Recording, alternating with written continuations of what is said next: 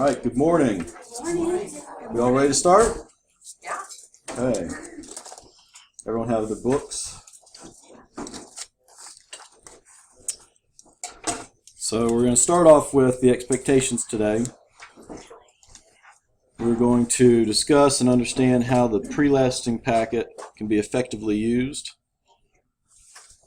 You're going to learn and practice your listing presentation, and you'll learn how to ask for the listing agreement to be signed after the listing presentation. A lot of breakout activities we'll try to get through. A lot of times we don't have enough time to do all the breakout activities, but we'll try to do as many as we possibly can. But as you all have probably seen in the previous modules, we're going to start with the daily 10-4 activities.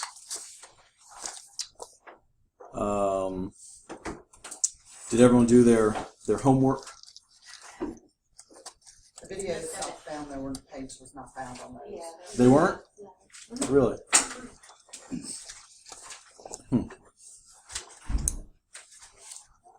Find out. I know that they've updated some of the videos since this was originally put out a year or two ago, but the links aren't working on those videos? No? Okay. And we had that with the previous module too. There were a few of the videos we could go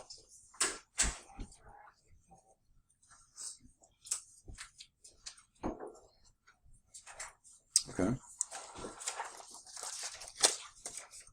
We'll find out about that.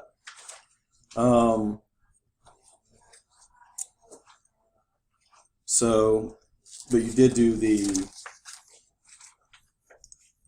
sheet where those links are. Download pre-listing presentation and the listing presentation. I was having a difficult time finding those. Finding those? Okay. I found the pre-listing.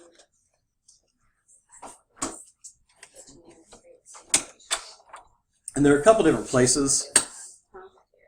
You have it in your book. It's got them in your book, but you can also find them on, it's in Market Leader, I believe, that you can download the editable version that you can go through and make modifications to.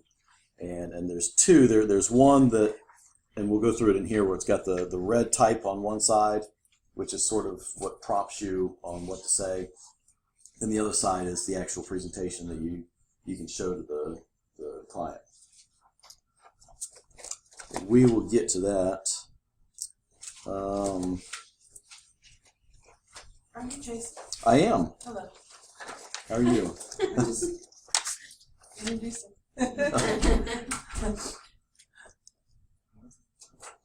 Let's see. Let's start with the 20 minutes on page, is it page 8? Yes. So we're going to take 20 minutes, same thing that you've done in the previous 3 sessions. Have you all been in all of the 3 previous? Okay. Sometimes people bounce around. This is your first one? Okay. So what we're going to do on page 8 is we're going to take 20 minutes and go through and try to make contact with as many people as you can. People in your sphere of influence. Make phone calls if you need to go out into the hallway or other rooms for quiet, so it doesn't sound like you're in a call center in here. You can do that. Emails, text messages, whatever works for you. But we're going to take 20 minutes and try to make contact with as many people as you can. And the goal is, whether it's trying to set up an appointment or get referrals, or if you're new to the business, just introduce to people that you're in real estate now. And if they know anyone that might be interested in buying or selling, to send your way. So we'll start the clock right now. 20 minutes. So did everyone do get 10 contacts? Get close to it? 1 or 2? At least reached out. Now, how many of you have access yet to the intranet to be able to enter these into the database and whatnot? Just got it. Okay. That's an important part of as you're adding contacts to do it on a daily basis. Because if you say, I'll wait to do it on Fridays, and you sit there and you do nothing but enter contacts into it, and then something pops up, and that list just grows and grows and grows, and then all of a sudden you've got 100 people that you need to enter into your contact database, but you're getting busy and you don't have time to do it.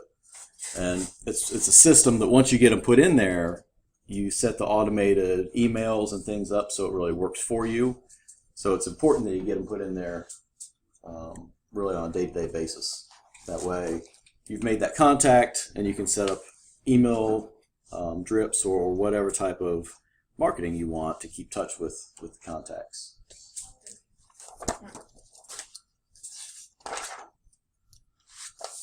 How many of you brought postcards or something to write handwritten notes? Okay. Okay. That is part of the daily 10-4. You know, writing a little postcard or a little note thanking the person for taking a few minutes to talk to you.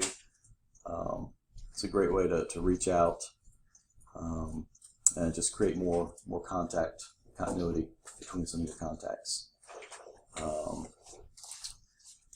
So your goals each day. So if you didn't get all 10 this morning, try to do it once we're done. So I think, are you guys going to do CGI at 2? Okay. I think we're going to be talking about open houses. So if you didn't get it done just now, try to catch up and get the rest of the 10 contacts done. Speak with 10 people, write 10 notes. And previewing 10 homes, how many of you, you're all new, is that right? Okay. How many of you are originally from this area? So 2? Well, I'm from my area. Yeah. Okay. Not Kernersville. But the area that you're yeah, focusing on? Yeah, yes. Okay. Yes. How many of you are fairly new to the area or within the last 5 to 10 years? Okay. So that's really more important, and I was the same way. I've only lived here about 10 years. So it was really important to get out and preview homes, not only to see what the market is like and what some of the competition is, but also to get a feel for what the neighborhoods are like and what is where, and kind of figure out the geography of the area. Because if you start working with, and this is seller, we're not going to talk really about buyers, but if you start working with buyers and they start asking you questions about this neighborhood or this neighborhood or this neighborhood, you want to be able to answer those questions and not just kind of look at them dumbfoundedly and be like, I don't know. Let me find out. So utilize the downtime that you have as you're learning to go through and do previews and drive neighborhoods and just get a feel for the surroundings.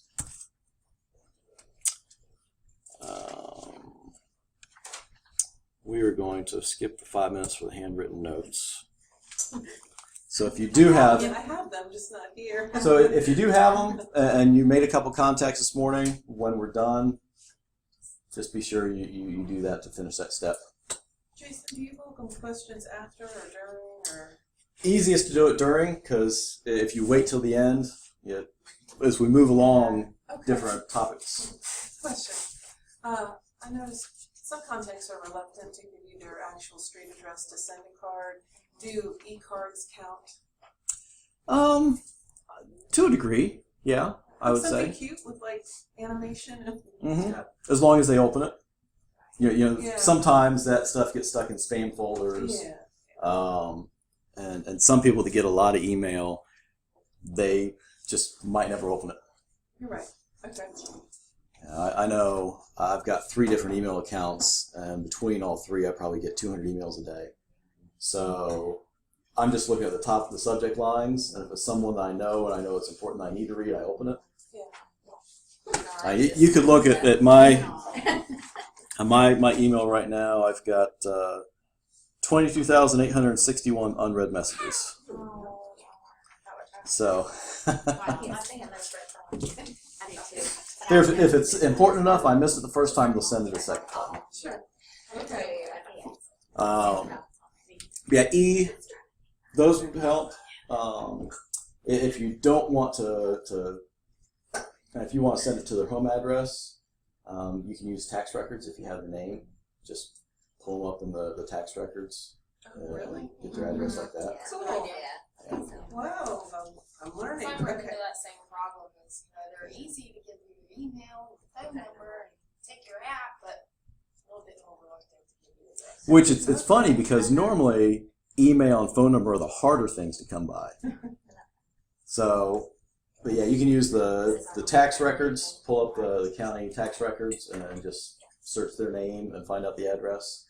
Or the voter database is another good resource. Go to the state board of elections and pull up voter database. Between those two, you can normally find probably about 90 to 95% of people out there. Thank you. A little bit trickier when you get into buyers, especially if they aren't homeowners and they're renting. And that's where the voter database helps best, is to track down those people who might not be homeowners. All right, page 11. Get your head in the game. So on your page, you see the funnel. And I guess most of you that have been through 1 through 3, you've worked on capturing contacts, connecting with them, asking for business, asking for referrals. So now it's time to sort of cultivate the relationship and develop marketing campaigns, and now get to the hopefully pre-listing and listing presentation.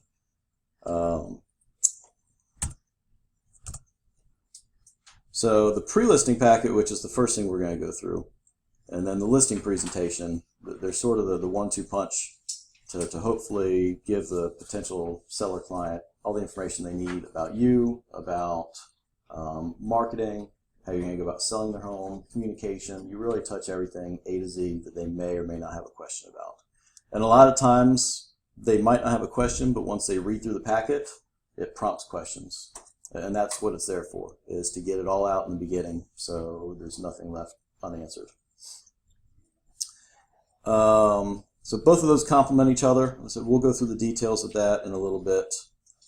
You can see that the funnel on page 11 sort of shows you the timeline from this training perspective where you're at. The first couple, you were working on lead generation. Now we're working on developing appointments.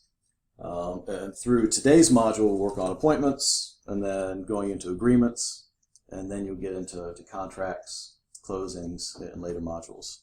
And then at the end of all that, is when you have a closing, and that's when you get paid for all the work that you did beforehand. So it's important that you follow through the entire funnel so you can get paid. Because I don't know about you guys, but most people that I've come across don't like to work for free. Great quote by John Davis, our president. Ignite teaches you the activities that are proven to generate results. And by focusing on those activities, your success will grow and expand. And that's true. I haven't seen anyone come through this program that didn't follow it and just do what it says. Sometimes you're resistant to try what it says, but if you just follow it through, it's amazing the results. There's some people that try to tweak it. That's the people at KW University have tweaked it and tweaked it and tweaked it and gotten all the kinks out. So people at our level, the tweaking probably isn't nearly as good as what they've done. They've done a little bit more study on it. So focusing on listings on page 12. Three big things. So listings provide more exposure. You've got signs in yards. You've got all of the different websites out there that normally will have you attached to the properties. So that's a lot of exposure. They bring buyers. You get people that call from the signs. They inquire online. Many of those don't have agents they're working with, so it's a good way to collect new buyers. And then they're time leveraged. And we'll go into more detail on that also. But you can close normally 2 to 3 seller listings for each buyer, just from the time perspective. And for me, I like to leverage listings over buyers because in other meetings and activities I have throughout the week, it's hard to work with buyers when I look at my schedule and they want to go look at a house, and I'm like, well, it's going to be next Tuesday because I don't have anything else available. You know, sellers, I can do that at 10 o'clock at night. I can work on marketing and things online whenever. So it's a little bit more convenient, and you can leverage the time a lot easier. It's more on your schedule. So we're going to watch a short video.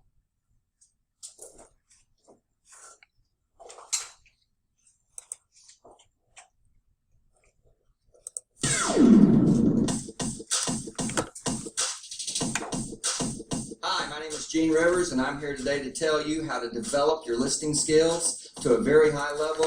And after you've done that, you'll be able to go in and take over market share. Number one, the best source for listing leads is from your sphere and past client list. The fact is, the people you know the people that are going to be moving, whether it's at church, school, work, friends, relatives. Focus on making sure they understand you're in the listing business. Create a pre-listing package that you would give every seller, but rename it your guide to selling homes successfully in your market. And then give that to people in your database that you know have influence, as collateral materials that they can give to their friends and refer you. Step two, focus on an area, product, or price range. When you develop mastery of a product or an area, you will much more quickly succeed in those areas. And in that area or in that product or price range, focus on the FSBOs in that area, the expireds in that area, door knock in that area, geographic farm in that area, and I'm talking a fairly tight area, so that the people in that area will really, really identify with you as someone who can help them sell property for top dollar with low hassle in a short amount of time. Now we're at number three. Everyone today that's looking at hiring an agent, whether it's a referral, even a past client, or a stranger who's gotten your name somehow, they're going to check you out on the web. So you need to make sure that your website is competent, that you've got basic, powerful content in there, and specifically that on the landing page, the very opening page, there is a direct offering to a seller. Find out what your home is worth, get a guide to selling your home. But if you don't do that, you're going to miss opportunities, because people will get your name, check your website out, and go, I don't think so. I've seen a lot better sites. Fix your website with a database that you are working on a consistent basis, and with a tight focus. You build your reputation. If you're visible, you will find you will take over more and more listings, and in a very short amount of time, 12 to 24 months, you will own that market. That's how you take market share. That was packed with info. Yeah. It was, wasn't it? Ah. Well, and we've got two videos in this class, and both of those are available in the Ignite module, so you can go in and watch it again if you want. And I did let Kayla know about the 4 of those 6 links were not working on the homework, so she was going to contact corporate and let them know that they need to fix. So I assume that the links were working on like the previous modules There were a couple on the previous module that weren't. either. Okay, so it's probably something that they've updated the videos, and they probably just never changed those link addresses when they took the old videos down. But definitely something they need to tweak. It was the last class before taught a lot about the for sale by owners and making contact with them. Is there like certain questions you should, when you call them, that you should ask? Is there any questions? There is. You'll have the scripts in your binders, right? Yeah. I believe that there are some specific scripts for FSBOs. Well, the ones that I found in the book, they didn't really ask specific questions like, well, what are you selling for? I'm trying to find, asking for an appointment to see their home, touring the property, and building a rapport and relationship with them. That's all I found. And there's a lot of tactics with FSBOs, you know, how to go about them. You can one tactic is I've got a buyer that might be interested. Can I preview your property and go out and look at it, and then try to talk with them and see if you can build rapport. Another one is offer up. What I've used is the property disclosures. If I see a for sale by owner, I just have a packet of what's required by law, whether they use a broker or anyone. They're going to have to provide a buyer with these property disclosures. So that kind of stuff, just kind of a packet, kind of a, I'm just looking out for you, making sure that you're legally covered. You want to make sure that you fill these out and provide them to all buyers. And no expectation of talking to them about listing their house, just strictly, you're going to need these. If you have any questions, let me know. Wow. Just kind of be a resource. But there are lots of different ways to approach FSBOs, and you can find different gimmicky things online.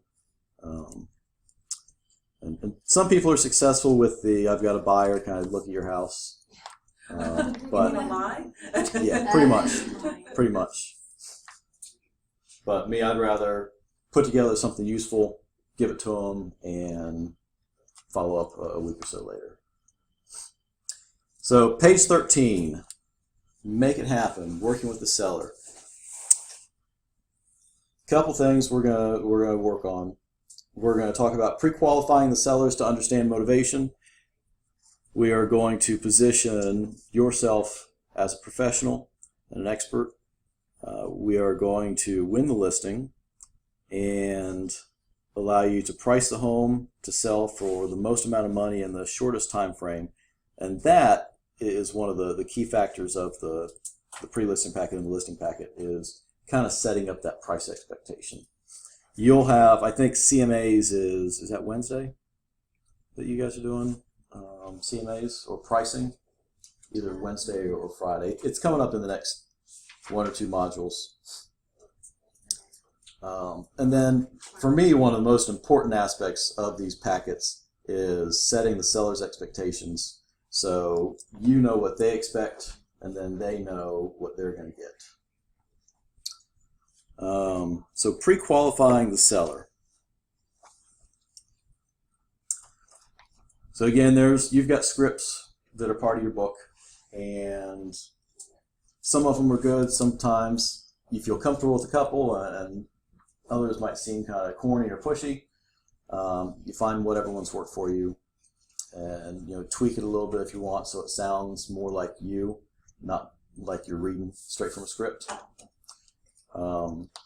So when you call to set a listing appointment with the seller, you want to confirm important details.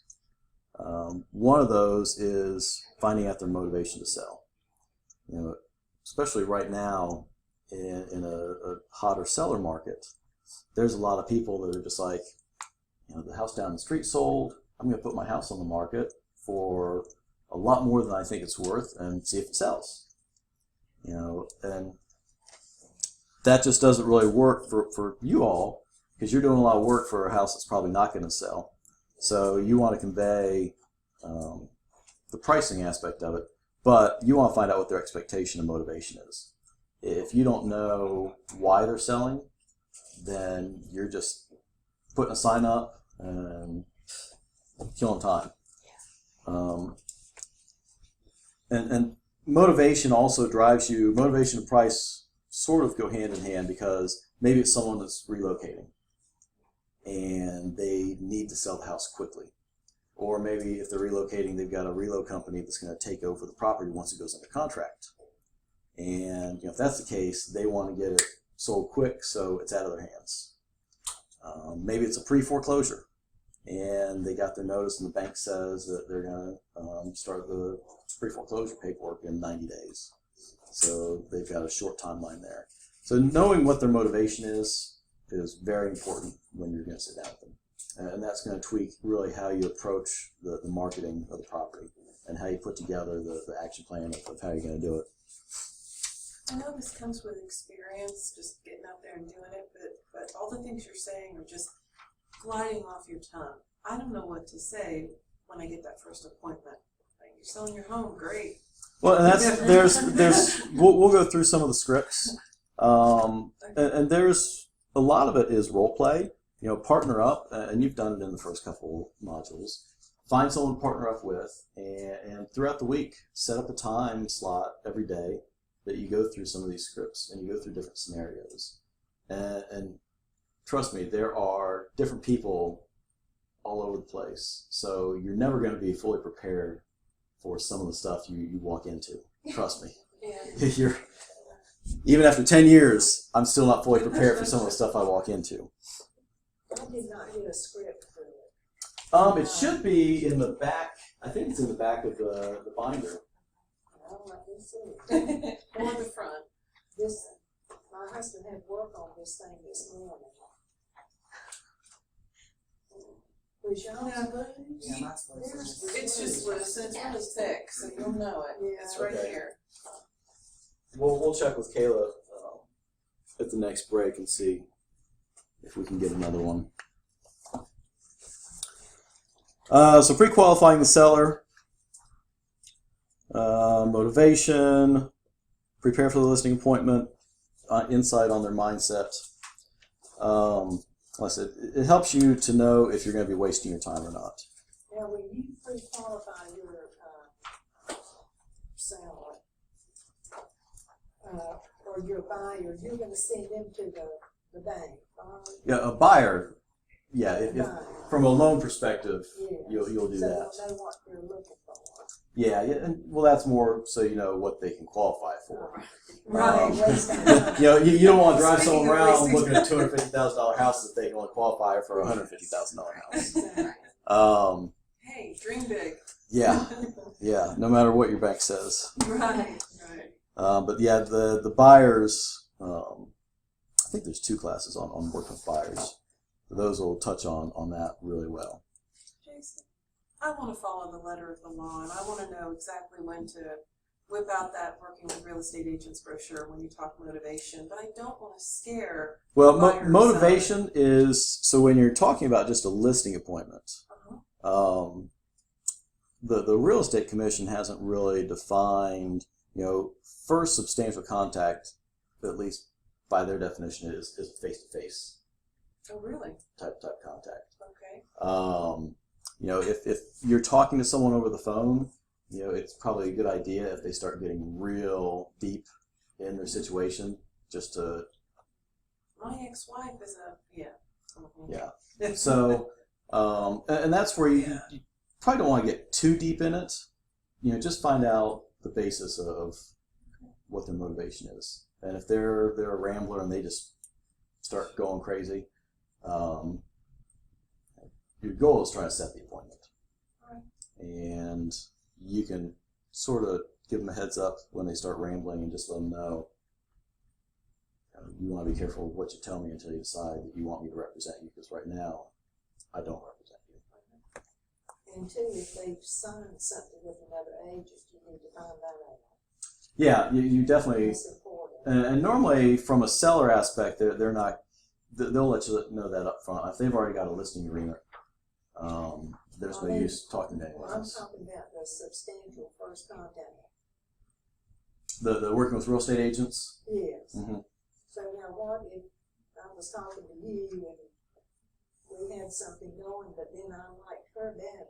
Well, without a listing agreement, the listing agreement is the actual contractual agreement that says that I'm representing you. The working with real estate agents is just a disclosure. It's just, here's the difference between buyer's agent, seller's agents, here's what dual agency is, here's what designated dual agency is. And it's just explaining to them that until they have a written agreement with somebody that's actually representing their interest, anything that they say or do can be used against them. Correct. So you can have somebody that signs, you know, they might talk to 10 agents, and every agent should have them sign working with real estate agents. But that doesn't bind them to any specific agent. That's just a disclosure of agency. The listing agreement itself is what the binding document is. Let's see, where were we? Pre-qualifying. So on page 14, this is sort of the template that they've put together from a pre-qualifying standpoint. And again, it's a list of 11 questions. You don't want to sit there and call a potential seller and time up for 30 minutes and sound like it's just question after question after question. Some of these things you can find out on your own, like in the tax records, or driving by the property, sort of doing your due diligence before you talk to them. Some of them may be more important than others. Some of them the seller may tell you before you have to ask. But identify a couple of the really important ones. For me, how did you hear about me if they're a complete cold call? That's good from a tracking perspective because you want to find out what marketing works for you. If you don't do that, you want to make sure everybody you talk to, you find out where they got your information from. Because that's going to help down the road, 6 months, 12 months as you build your business plan for the next year and your budget. Okay, I got 60% of these phone calls from listings online, or I got them from this marketing venue. So it helps you tweak, where you put your time and where you put your money, and know what's working and what's not working. If you don't track it, you don't know. So how did you hear about me is important. Where are you moving? It's a good question. Not one that's real important to me because my objective as a listing agent is to focus on their property, not necessarily where they're going after that. That's a good follow-up question because you want to try to lock them down as a buyer client also if they're staying locally, or refer it out if they're relocating to another city or state. What's motivating you to move there? That it's tied to number 2, but you can tweak it and sort of, what's causing you to move? Why you decided to move?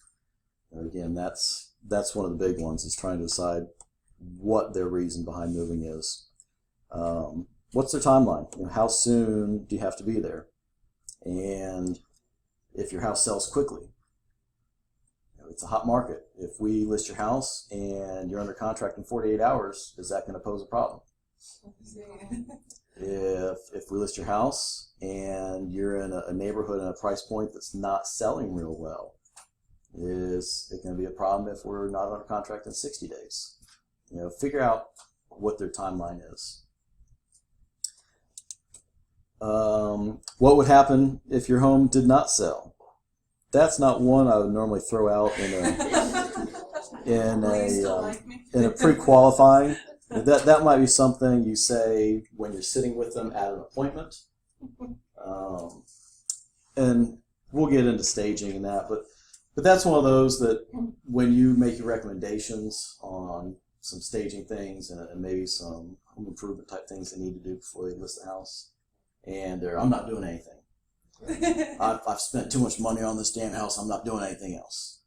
To say, well, what happens if your house doesn't sell? Kind of reverse that back on them and make them think about that. If you don't do any of this stuff, well, what's your game plan if your house doesn't sell? How much do you want to list your home for? That's a tricky one because a lot of people have different expectations based on what has sold, what they've heard about. So again, that ties into price, and I don't like to, how can I say this? I don't like to let them just openly pull a number out of the sky. I think it's when a decision is made, when they make a decision, it's better if they come up with the idea or the decision. But I like controlling the environment, where I'll give them a range and say, where would you like to price your house in this range? So it's more scientific. You've told them where their house will probably sell, and then they get to make the decision where they want to put it, rather than just pull a price out. But just to get an idea, you can ask sort of a random question to see where their head is. If they're thinking really big, like the house that's 1,000 square feet larger than mine just sold for $300,000, so I want to get that much.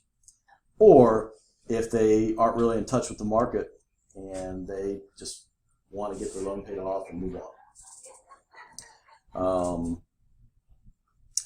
How much do you owe on the property? That's not what I normally go into on this. You can go into, you all have MLS access, right? And have you all been in Realist? Okay. Realist? So when you pick on the MLS to pull up the property tax record, which is through Realist on the MLS, at the bottom of that page, it will show you all the different deeds every time it's been deeded and ownership has been transferred. Below that, it will show you the recorded deeds of trust. So it doesn't tell you what their current balance is on the mortgage, but you can sort of figure out because it's whatever their initial mortgage was for. So you can kind of look at an amortization chart and figure out, okay, this is what their principal was 10 years ago.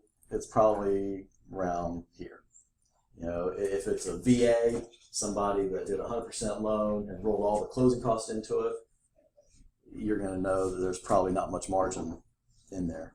But that's one of those things. It's a tough question that I don't like to ask a seller when you're just talking to them on the phone. In the listing agreement itself, it asks for who the note holder is and information like the loan number and contact information. That's a better point where I feel more comfortable when you're actually writing up the listing agreement and you get to that point and you say, okay, who's the mortgager and what's your current balance on the property? You're far more comfortable in that section of your relationship with the seller than someone you've never met before and asking how much they owe in their house.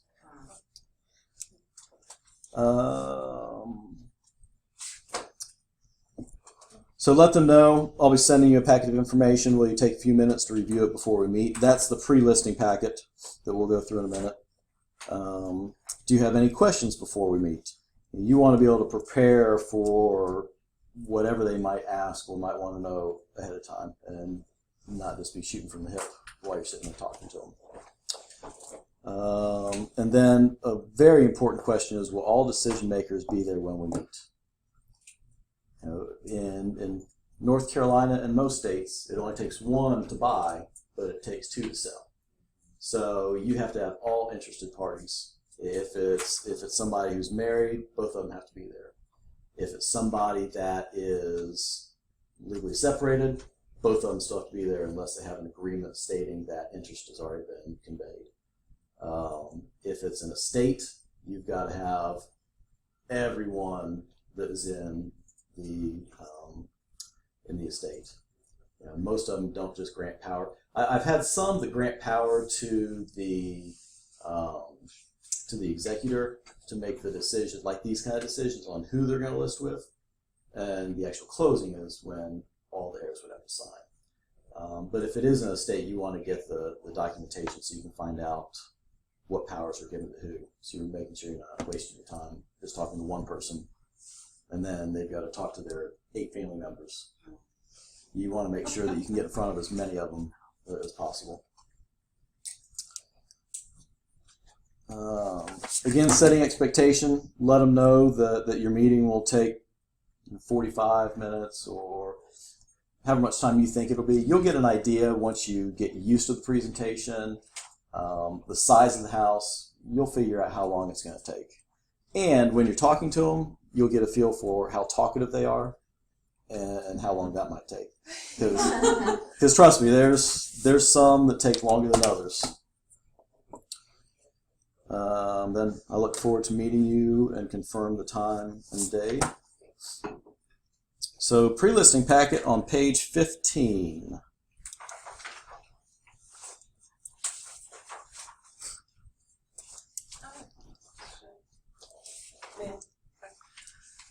Appraisals.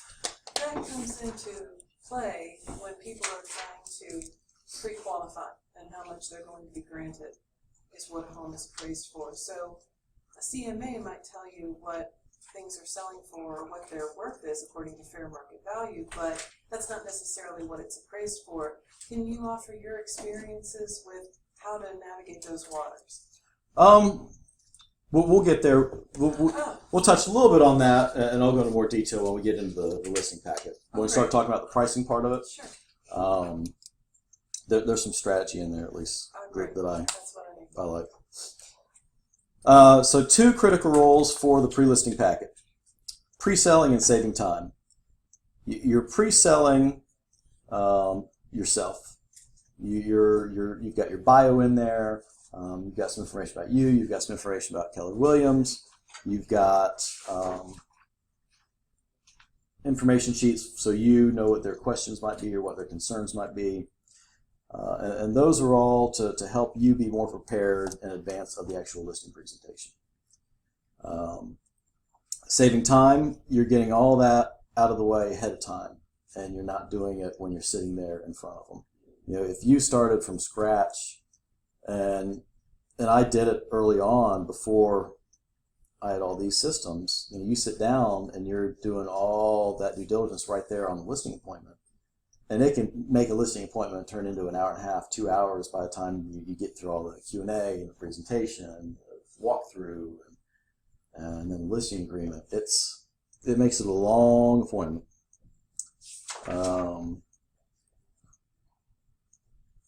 So your goal is to make it smooth and short. People really value their time these days. Everyone has a fast-paced life, and unless it's somebody that's retired or a widow that has all the time in the world and wants to sit there and chit-chat, you want to be as efficient and as effective as you can be through the process. And a lot of that is in preparation. So we are going to go through the actual pre-listing packet. So on page 16, the first page it's all about you, and I will help you buy blank. So go ahead and take a minute or two, read through this, and then we will discuss.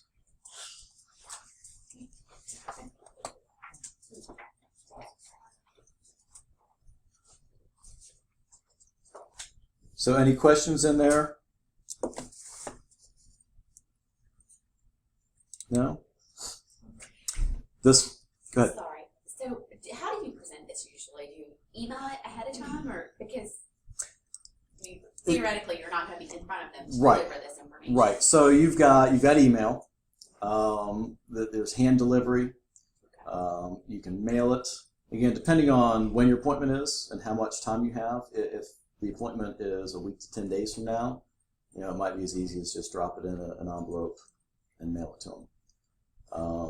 And it depends on also you and how busy you might be. If you're starting out and you've got more time, there's definitely value in hand delivering it to them, and so that way you get a couple of minutes of face-to-face time and you can make that introduction right then.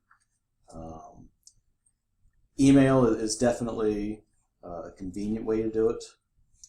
Going back to email though, a lot of times people can overlook, even if they know it's coming and they know that you're expecting that they do it, opening it and printing it off and actually doing it is a different story.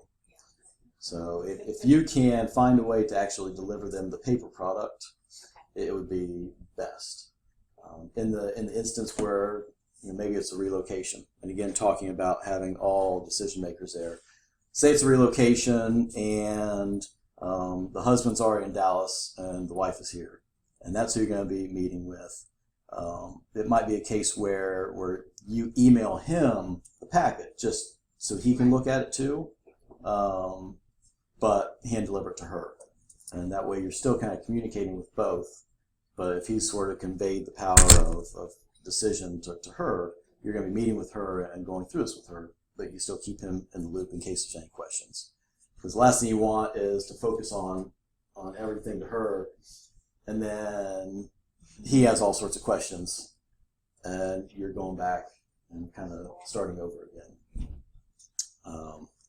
It's funny, you will come across people that delegate all the authority, and then they change their mind halfway through and want to be in on the decision.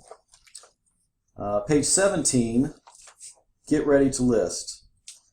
So this sort of goes through a bullet pointed topics of what they're going to face in preparing to list their house. The 5 factors affecting the value of the property: recent sales, location, condition, competition, and timing.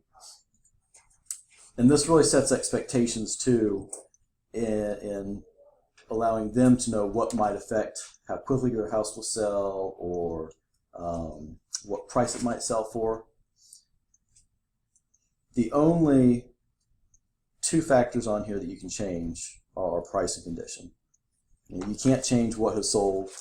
You can't change where a house is located, typically. And you can't change the competition. So you really bear down on condition and price when you're discussing this at the actual presentation with them. Page 18. This is where you sort of start discussing price, and you'll go into a lot more detail on price. Again, it's either Wednesday or Friday.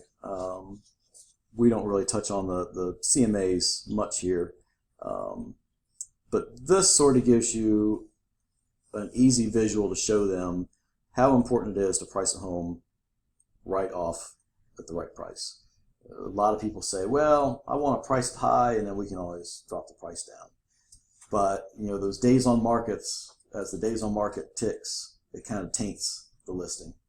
And you look at a house that's been on the market for 30 or 60 or 90 days, you're not going to get as much for it as you would if you had it priced right that first 30 days. So this is a good graphic that statistically sort of shows where the percent of buyers are looking at properties. And underpriced and overpriced are two things to consider. What do you think a benefit would be of a house that's priced right? Not too much, not too little. I think if it's not priced too little, the buyers wouldn't be necessarily suspicious to say what's wrong with this property. If the price is too low, my first thought would be, something's not right. Right. It raises some suspicions, and you wonder what beyond cosmetic things might be wrong with it. Yeah. So how about an overpriced home? What kind of red flags, or what's an overpriced home? What's the negative of an overpriced home? For me, it's I think the sellers would be difficult to deal with. I don't know why I just go to that first. Like they have attitude or entitlement. I don't know. It's more personal, I guess. Yeah, and you can get that. Some of it's just education, and that's really what you're doing in this process, is trying to educate them. From a pricing perspective, you've got a lot of tools on. You'll do a CMA. You'll do things to sort of show them what's out there. And I've gone as far sometimes to actually take sellers to listings that are on the market and show them what the competition is. That's humbling. Take them out and say, this is your direct competition. They've got granite, you don't. Oh. They've got fresh paint, you don't. They don't have holes in their carpet, you do. And you want to sell your house for $20,000 more than they have theirs listed. Just pointing that stuff out really makes them aware. You don't want to beat them up too much, No. but you want to subtly show them the differences between their house and what the competition is, and have them put the buyer glasses on and say, if you pulled up to this house and walked in, and pull up to your own house and walk in, which one do you like better when you look at the price? Again, let them make that realization, so you're not the one making it for them. Yeah. And it's your job to just put it all out there so they have all the information and facts that they can make that decision. Now, there are some strategies by some agents, which I don't necessarily agree with, but they'll take a listing regardless of what it's priced at. just because they want to try to capture the buyer leads. And that might work if you want to try to capture buyer leads and you're really just using that listing as a avenue to gain buyers. But that hurts your credibility as a listing agent if this property sits on the market for 180 days and doesn't sell. All that data is captured and it starts moving your personal days on market up. So you want to be careful what your strategies are there. And again, if you put out all the information, they should list it appropriately. Should you ever turn down a list? Yes. Yes. Like the scenario you just said, it's way too high because it could hurt us. Mm-hmm. Mm-hmm. And we'll in the listing presentation piece, there's a couple pages in there. I'll go into that. There's definitely, you shouldn't be afraid to turn down business, and that sounds bad because you want to try to capture as much as you can. But buyers and sellers, you want to pre-qualify everyone you work with and make sure that it's going to be effective for you from a time perspective. You don't want to put a bunch of time into someone that isn't really interested in selling or buying. You don't want to put yourself in an unsafe situation if you talk to someone on the phone about selling their house and just seems kind of fishy or kind of creepy. You want to make sure that you're not setting yourself up for something dangerous. There's a lot of instances the last few years where realtors have gone out on listing appointments or to meet buyers that never came back. So you've got to be careful. I saw something, I forget where it was, in the last week or two in the news where they raided some guy's house or found something and he had like 40 or 50 women's realtor photos pinned to a wall or something like that. And there's a lot of creepy people out there. You've got to be careful and do your due diligence before you meet with people to make sure that you're safe and going out. And if you ever feel a little uneasy about something, don't be afraid to take someone else with you. It's always good to have somebody else with you when you go on a listing appointment, especially when you're starting out. Oh yeah. Partner up and go on these together, and that way you can kind of see firsthand how the process goes and learn from each other.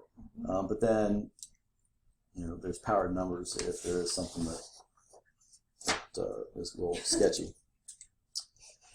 So condition is something that can absolutely be changed. First impressions, as I'm sure you all know, are everything. So staging, different cosmetic improvements, and this page sort of identifies to the seller how important that first impression is and how valuable staging is and how doing these things in advance of listing their home can really help set their property in front of others. There are a lot of agents and a lot of firms out there that are just, get a listing, put it on the market. I still have seen agents that do their property photos with their phone. I mean, they're out there. And that's what all these tools does for you is it sets you well above those agents, to show that you're trying to give the seller an action plan of how they can most successfully sell their house for the most amount of money in the shortest time to meet their needs. And staging it is a big piece of it. Now, what would you do with someone if they wanted you to list and on their listing agreement after you do all that and you realize they have like a hoarder? Well, you're going to know that as soon as you get there. So how do you do that tactfully? Don't clean it up. Yeah, I think that goes into, you find out how quickly they're planning on moving, what their timeline is, and again, showing them some of their competition, and just say, a great tool that some of my past clients have used to help kind of get their house cleaned out so it's ready for potential buyers is putting stuff in storage or some of the so they can see the house. Right. You That mean would be literally? important. Yes. Yeah, and that's you want to find a way to tactfully say that. And two, it would look more spacious if you didn't have a bunch of. Well, and that's the goal with staging is to create more room. You know, when you stage a room or a house as a whole, you want it to look lived in, but you want it to be as sparse as possible so it looks like it's as big as you can make it look. And decluttering, eliminating unnecessary pieces of furniture, all that is part of it. And that is sort of, and you're setting yourself as a professional, you know, a tool that you can use as you're walking through the house with them is point out things like that. You know, you should probably remove that or you know, get rid of this and get rid of this, that kind of stuff. You know, point it out when you're doing that walkthrough with them on the listing Now, appointment. what do you think about family portraits hanging up everywhere? Someone told me when you're showing property, you want that person to put themselves in that house and tell your sellers to take the photos down. Mm-hmm. Is That's best to take the photos down. You want to keep the buyer's attention on the house. You know, the photos aren't going to come with the house. The art's not going to come with the house. So you want their attention to be on the details of the house. You know, what's the floor plan like? Does it have all the accessories and things that I want? You want their attention to be on the house.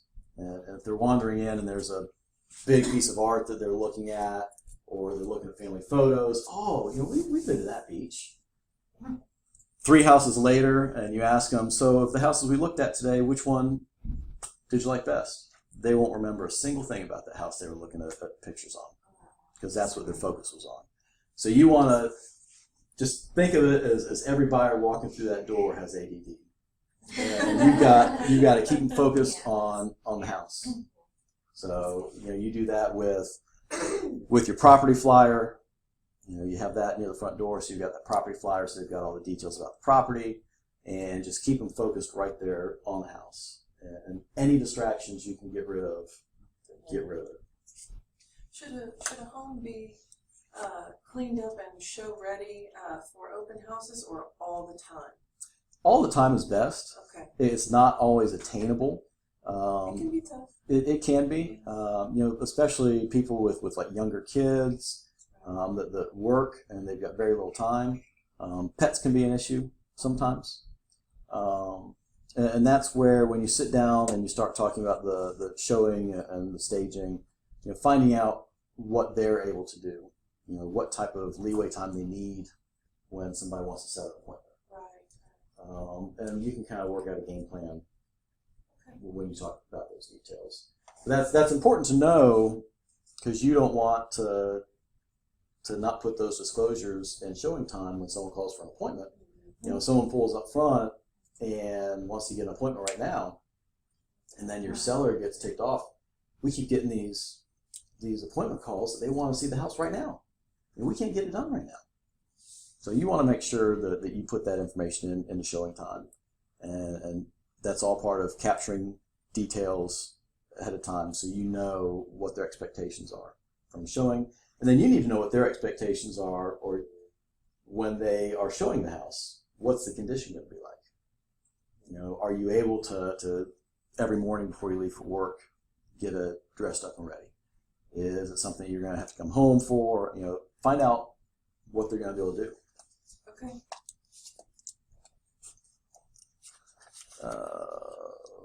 Condition. Have you had a lot of hoarders? A few. Really? A few. The hoarders, I have found and it's a completely different market segment, but I've done a number of investment property deals, and dealing with investment properties it's a completely different story, because you've got an investor who's wanting to sell property, but then you still have to deal with the renter who may or may not want to actually move, and getting access and trying to get it cleaned up and staged. So there's most of the really, really bad, like hoarder type houses were in those where it was a renter. But I've come across a few, and you just politely tell them that they need to clean it up. people need to see the baseboards. I would like to see that. I actually was in a house, it's back in May. You could not see a single baseboard. They had, and it was a decent sized house too. It was about 2,800 square foot. Every single room was just lined with stuff. It was really bad. So questions for the seller. This here is sort of the kickoff for you to get information from them, again, about expectations. So what's the most important thing you're looking for in your listing agent? You want to find out what's important to them. Is it that you're going to talk to them on a daily basis? Is it that you're going to send them email updates? Is it that you're not going to talk to them? You're just going to give them results. You need to find out what's important to them so you can tailor how you work with them. What prior real estate transaction experience have you had? You want to find out if this house you're listing was the first house they've ever bought. Because if that's the case, they've never sold a house before. And that means you're going to have to kind of hold their hand and walk through the process a little bit more. And typically, those are the easier ones from a staging standpoint because they've never done it. You can walk through and really set the expectation of what buyers are going to look for.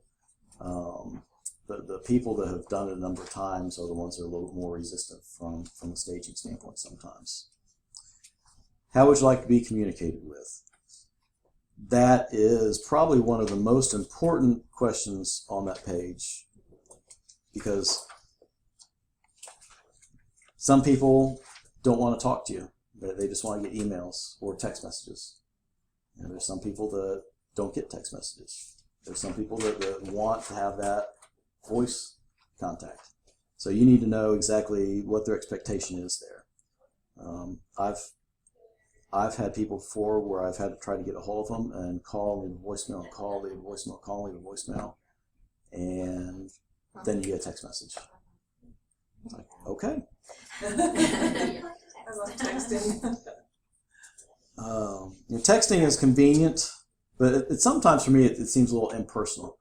And from a presentation of an offer standpoint, I don't mind texting someone, we got an offer, but I don't want to give the details via text or email. That's a conversation I want to be able to have over the phone or in person.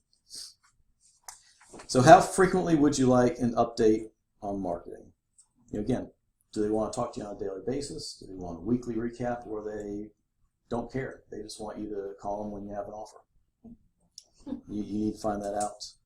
Because once you build up enough listings, you don't have time when you really get into the business to call every single one of your clients every day and update them on what you're doing. So you want to make sure you tailor it and you're only hitting them when they expect to hear from you. How frequently would you like an update on showings? Most people want it like instantaneous. Like as soon as the door closes, they want to know what the buyer said. Showing time is great because it solicits feedback, and some agents don't do feedback, so you have to kind of call and try to follow up. But just keep communicating that to the seller. Typically, if it's a vacant property, they're a little bit less needy from the standpoint of what did the buyer say than if it's occupied and they just left their house and now they just go back and they want to find out what they had to say. What was in the update class this year? What was it, they were talking about videos? You can have a video, but you can't have audio. Is that right? Oh, that was a surveillance. Yeah, so law, you can't have a surveillance system where somebody's unaware that they're being recorded audio. Video, you can have video surveillance, but you can't have audio without disclosure that they know that they're being recorded. So if they had that in their home, you would just need to put it in the listing or on the MLS somehow. Yeah, and most of them don't have audio. Most audio recording devices are more like spyware. It's stuff that it's not normal monitor or security type system. And then you can Yeah, if you have video surveillance, that's going to be something you're going to put in the listing anyway as a benefit to the property. It's got an alarm system or it's got surveillance, but audio is normally not going to be something that's a part of that. One agent was telling me that they had audio, video, and the owner was at the neighbor's house. And so she heard these buyers really condemning the house. Did, this and that. And so when they came out, the owner got face to face with them and blessed them out. So owners are really into it. They will. And that's where it's awkward. You'll come across the property sometimes, and again, we're jumping to the buyer side. You'll come across the property sometimes where the seller is there, and that's really awkward. Yeah. Your Really? buyer is hesitant to really say anything about the property. Yeah. So from the selling side, make sure again in setting expectations when you start talking about the showings. Make sure you convey to the seller that it's important that they leave their house. I thought that was common sense. You think. There's a lot of things you think is common sense that not quite there. But yeah, make sure that you tell them you need to leave the house so the buyer can feel free to make comments and talk to each other and go at it their own pace. If they go into one room and the seller has to move to another room, that's just awkward. So you want to make sure you set that out there that they need to leave. And you might come across someone that's elderly and they don't have really the capacity to get up and leave every time. So it might be a case where you target showing times that it's a window of time that they can be gone. Tell them go somewhere for 3 or 4 hours and we'll focus on showings in this block of time. Or just tell them when you have a showing, go sit outside or go sit somewhere where you're out of the way and the buyer can feel free to look openly. But then if you have a seller like that, make sure you tell the buyer's agent ahead of time, put it in the agent only remarks. Just want to let you know, the seller's there, they can't get around very well, but when you get there, they're going to step outside and stay out of your way. And where do those notes go? You can put those in the MLS in the agent only remarks. So the MLS can house just about everything. Most everything. All right. You can put most everything in there. If the other agents actually look at it, it's a different story, though. Okay. So page 21, the About You, that's really just your bio, and that's the last page. So, all of these are fully customizable, and you can tweak them. I mean, you can add and delete categories. So in the sample here, you've got expertise, technology, communication, clients for life, awards, recognition, personal information, my commitment to you, and then my clients, say, sort of testimonials. You can tweak that however you want. You can take out different things. If you're a brand new agent and you don't have any awards or recognition, then you just delete that line. You can put something else in there. If you're active with a community organization, if it's something that you feel would be relevant, or even a background. Maybe you spent 15 years in home decoration before you did this, where that would show a value from a staging standpoint. Anything that you can put on there to add value and just sort of to give them an idea of who you are and some background is good there. So it's as much about your character as it is about your experience. Mm-hmm. You want, these, when you work with the seller, and buyers too, it's a relationship. So, you're going to turn down listings, and on paper it might look good, but when you sit down there in front of somebody and you start kind of going through some of the Q&A and talking through it, you might just say, we're just not going to work. Oh, you can do that once you get to the sit down. Yeah, and you can decide at any point whether you're going to work with them or not. And when we get to the reading here, we'll actually go into that. It's something that you set that expectation, that there's couple different outcomes that can come with that appointment. You know, they're either going to list their house with you, which would be great. They're not going to list their house with you, which wouldn't be so great for them. Or you might not want to take their listing for whatever reason. And that's, you want to get those expectations out in the beginning so it's not a surprise to them, you know, when you're done with it all. So before we jump into the actual listing appointment, we are going to watch a video real quick. Is there gonna be a break, just so I don't miss anything? We could take a few minutes of a break here in a second. I was just thinking, Okay, I'm at your calling leisure. him, and he calls me, I'm like, yeah, I gotta call, I gotta see. Right, I know, exactly.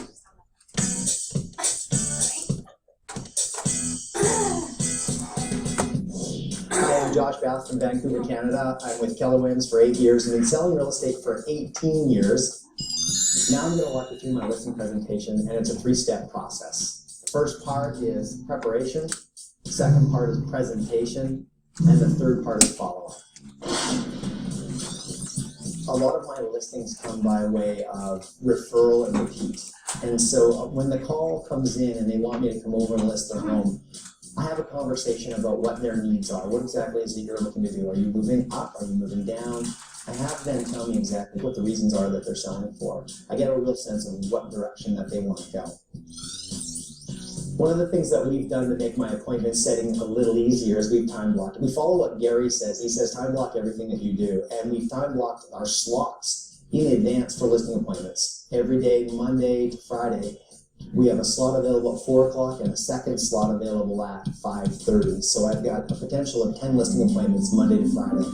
That makes my life a lot easier because I'm able to time block my lead generation first thing in the morning and not have my day so loose and scattered, so I'm trying to scramble on where to put a listing appointment. What we do now in our team is we've decided to go paperless with our evaluations, our CMAs. So instead of printing off paper, what we'll do is we'll take it on the computer and convert it to PDF, mark it up with a highlighter from there on the computer, and then create an email from that, email that package off to our client prior to going out to their home to list it. What I do when I go on a listing presentation is I meet the sellers at the door, and I have them take me on a tour of the property. During that time, I'm actually asking them to tell me again, to recap again, what their motivation is for selling. So I'm getting them more comfortable than moving out of their house is what I'm doing. That usually takes about 5 minutes. And when we're done there, we transition right over to the kitchen table. We'll talk about the market, the evaluation itself, and that in itself is about 15 minutes. Once we've agreed upon a price that we're going to list at, we'll sign a listing contract. They sign the initial 3-page contract. They sign the property disclosure statement, and they sign the working with a realtor brochure. Outside of those 3 documents, that's it. I send in my measuring company to come in and measure the home. I send in my stager who's going to contact them to come in and stage the home. And once she's done, then I send in the photographer and take the photos of the home. We always do a follow-up with them as well, just to say, how did that go? What was that experience like for you? Keeps them feeling like they're in control, very much a part of the process, and it lets them know that we're paying attention to every detail on their listing prior to it even being on the market. One of the expectations that I set with the sellers is that I phone them twice a week on purpose. So I set their expectation for me to phone them on Monday mornings with what's called a Monday morning update, where I review everything that's happened for their home over the past weekend with them. The second call that I set them up for to expect is on Fridays, and that's a Friday morning market update.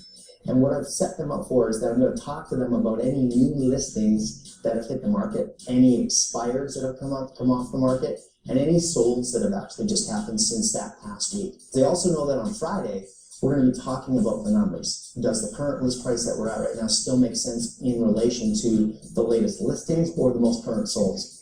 They know in advance that that conversation could lead to a price reduction, and a lot of times, they bring that on themselves. They say, hey, look, you know what, it looks like we might be a bit high, Josh. Should we bring it now? So it's a natural transition to a price reduction.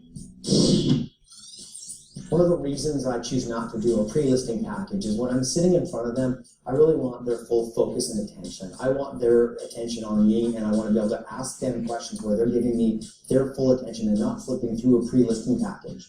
Most of their questions are going to come straight from their gut, and that's really what I'm looking for. I'm Josh Bath, and I just shared my listing presentation with you, and I wish you all the best with yours. Questions? Photography. I'm pretty good, but I don't want to lug a big camera around with me. How much would that cost to hire a professional? It varies, depending on size and rooms and whatnot. On average, it's probably about $50 or so. Again, bigger houses are more, but it's one of those things. If you develop a relationship with a photographer and you commit to using them, they might give you some sort of price break. Couple things that Josh said. One, that at the end he talked about he doesn't use a pre-listing packet, and in that he doesn't do it when he's sitting there in front of them, and that's because he doesn't want them focusing on that. That's typically from a presentation standpoint, not just this, but any type of events or public speaking type presentation. It's typically taught that you don't give materials out for somebody to look at until you're done. Because if you give them something to look at, they're not going to pay attention to a single thing you're talking about. They're looking through what you handed them. So you don't want to give them the pre-listing packet or anything like that.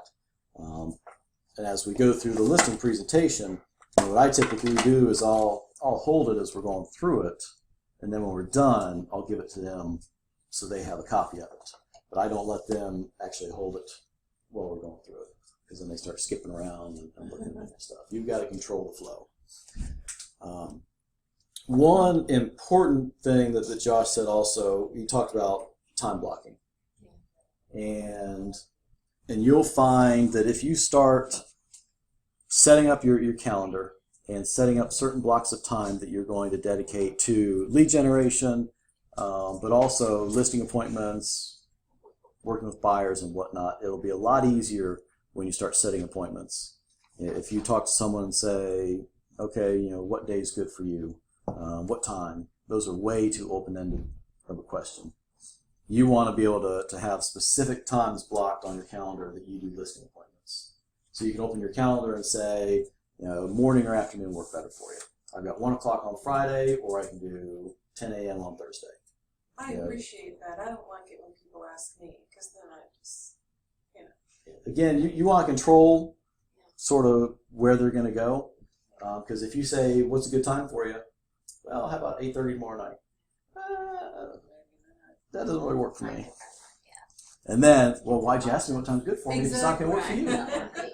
and then So- all of a sudden it's combative. Right. So block out ahead of time. Identify when you want to do these type of activities, and just put it in your calendar as a reoccurring event. And it makes it easier too, because you've already got it blocked. So whenever I get those listing appointments or whatnot, I just have to go into the existing blocked out time and just enter the client's name and the address of the property. So you're not creating a new entry, you're just adding it to the one that you've already got blocked out. And then you know when you do those activities. All right. So now the big days come. The listing appointment. I'm Right. sorry.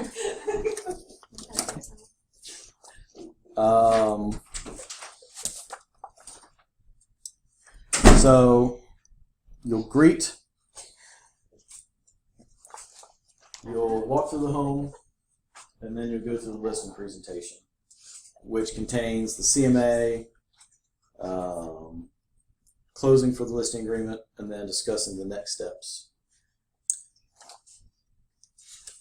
So there's scripts for all of these, and again, like we said earlier, you can use the scripts if you feel comfortable with them.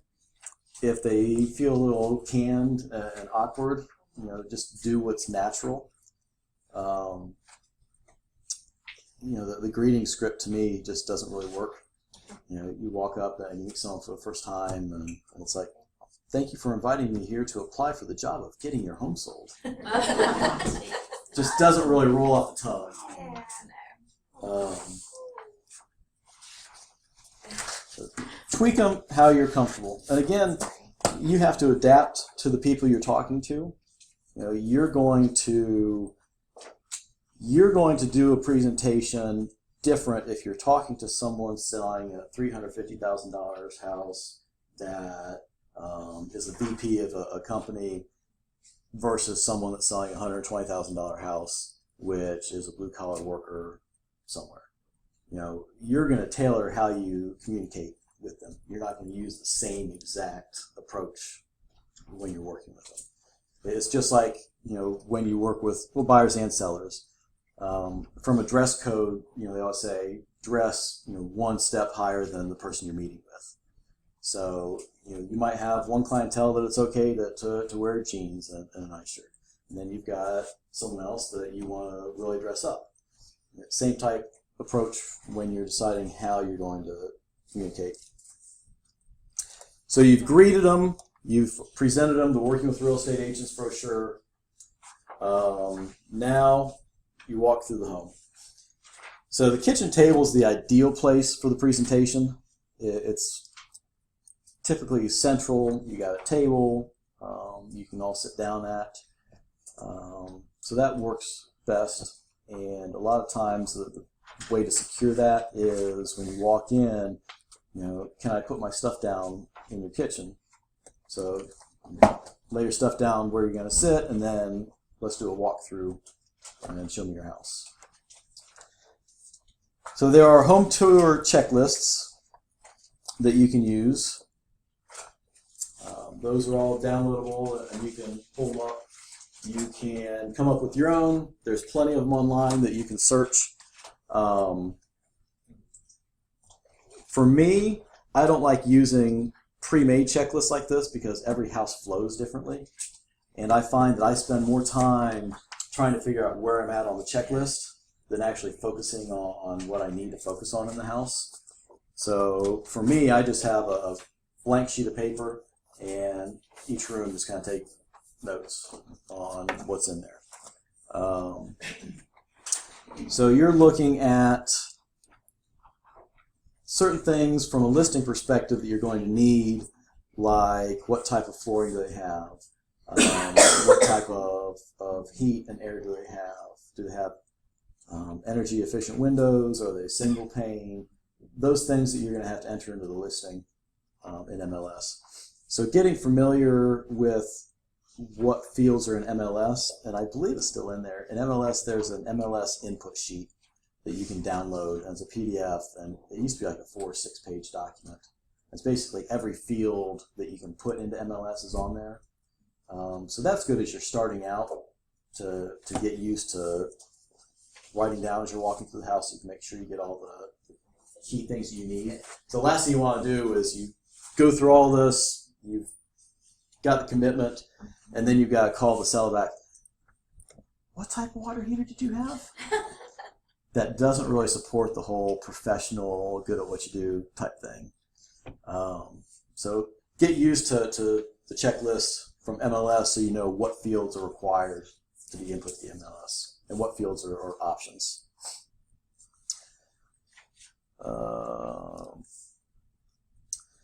So some people like to do the walkthrough with the sellers and some people don't. And again, that just depends on where your comfortability is. When you do the walkthrough, I like to do it with them because I want them to point out key features that they find valuable. Because then on the flip side, that also helps you down the road if you're going to use them as a buyer. You know what things about their house that they liked, and you've already got those notes to use when you start working with them on that side. And without asking them those things, you can sort of show them properties that meet all that criteria, and it just makes you look better. So pointing out things, defects, issues, that's a great time to do it when you're doing that walkthrough.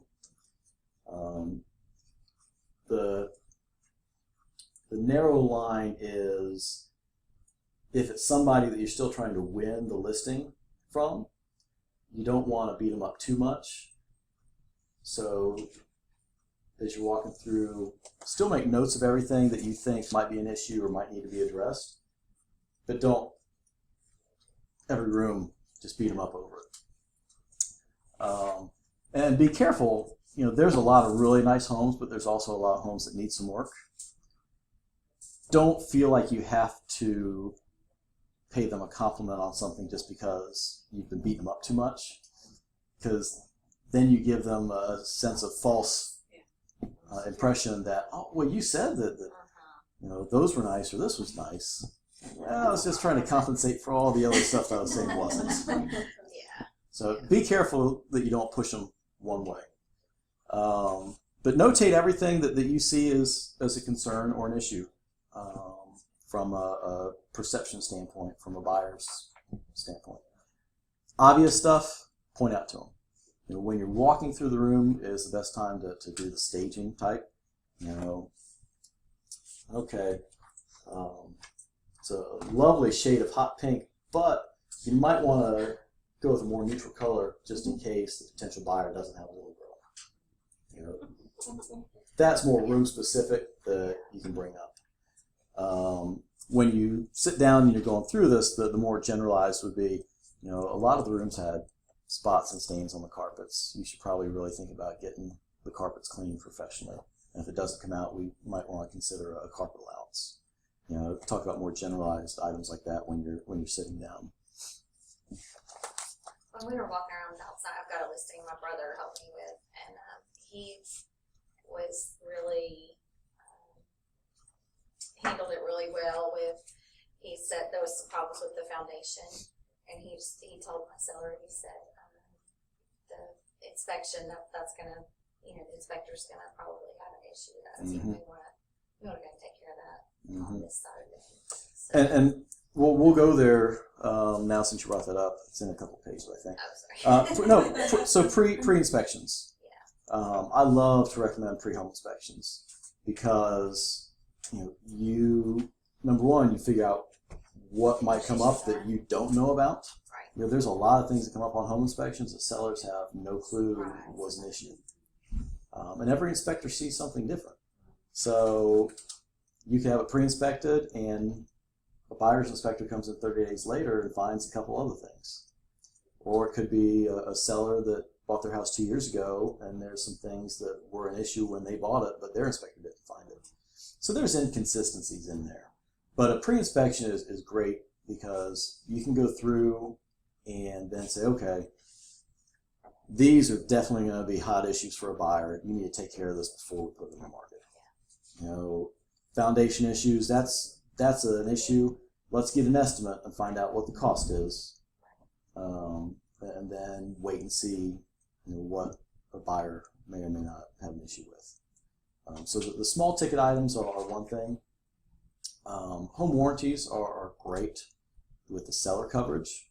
If you do a home warranty, get the home warranty input before you do the home inspection, because a lot of times there's stuff that comes up on the home inspection that the home warranty will cover. And if the inspection is done before the warranty won't cover it. But as long as you get that warranty in place before, they'll typically cover it. Is there any inspectors that you would recommend? It's one of those relationship things. You know, if you get to know a couple inspectors through networking with the Realtor Association, you know, when we have the vendor events, I think quarterly, you know, get to know some of the inspectors. That's really what it is. And sometimes it's hit and miss. You don't ever want to give a recommendation of just one inspector. You want to give at least 2 or 3 recommendations to your client so they can be the one to choose. You don't want to give them somebody that turns out to be a bad experience for them. Exactly. But it's just a matter of the more inspections that you go through, and it's just trial and error. You know, I've had a couple of good relationships with lenders and inspectors, and I'll meet somebody new at an event, and I'll throw them a client just to see how they do.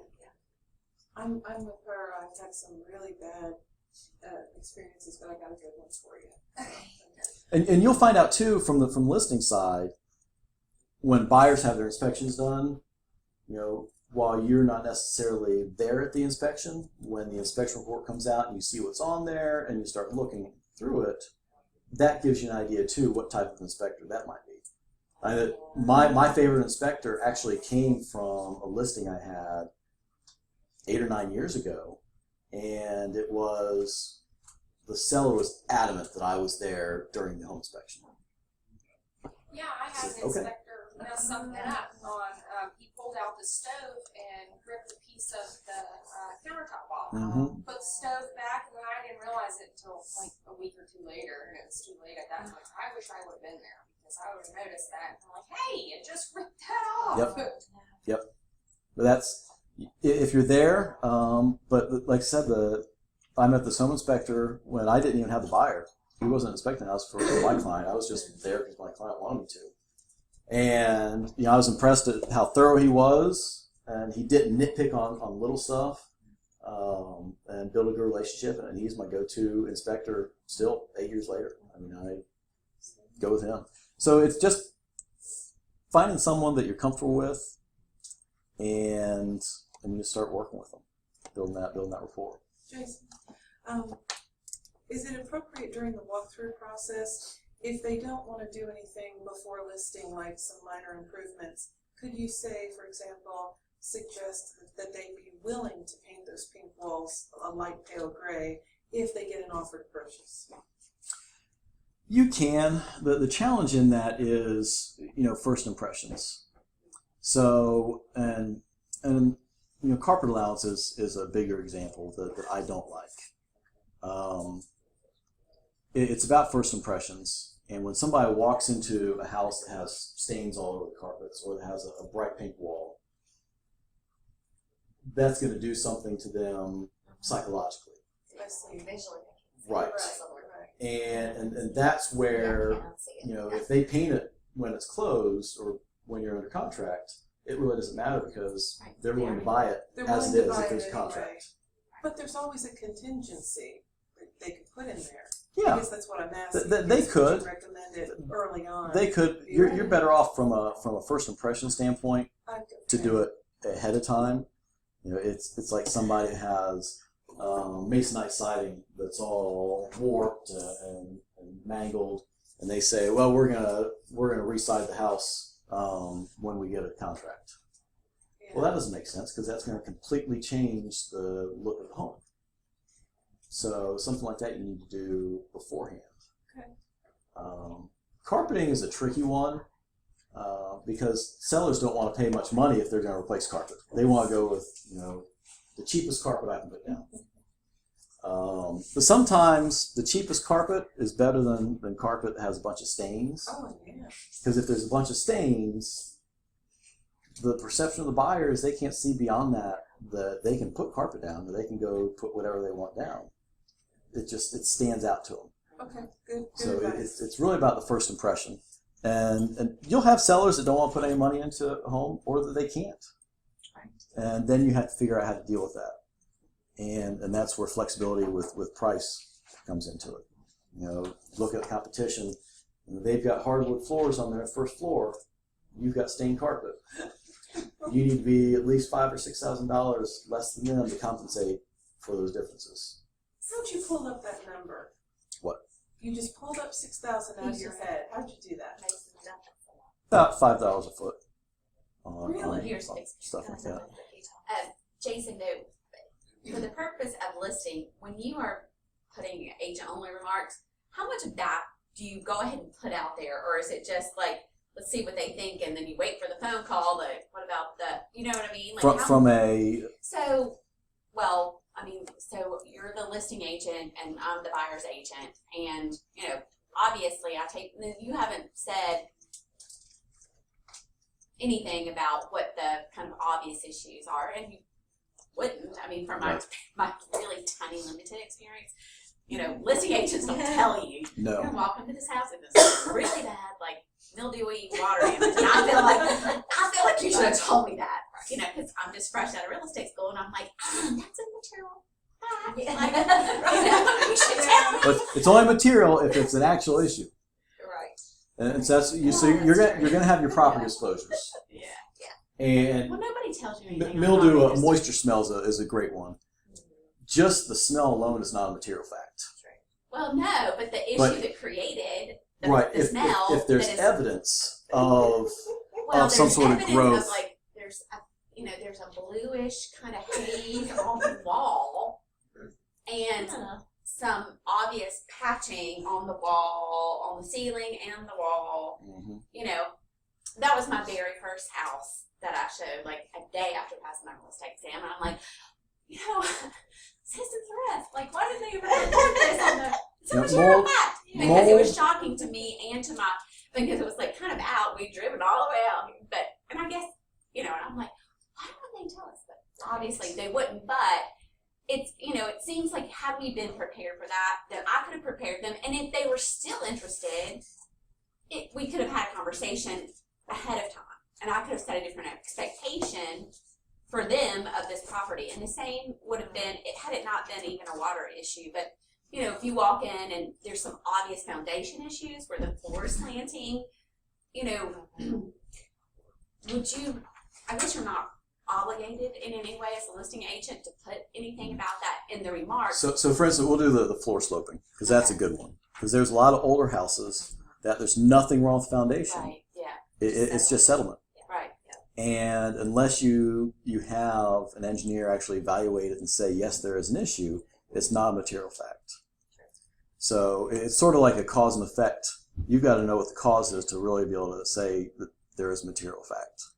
So even if it's not a material fact, okay, so it's not, because you're an experienced real estate guy and I'm not, I'm just a buyer's agent going out showing houses, like, if it's not a material fact, would you ever, though, just put it out there just so that, Acknowledge it. I don't know, just acknowledge that, It there's. depends on what it is. Yeah. Say there was a house that had a water issue. If it was something that was going to be dealt with, like they already had a contractor out and it's going to be fixed, that's something you definitely want to put on the buyer's radar. Say, look, you're going to go into the master bathroom and you're going to see some water damage.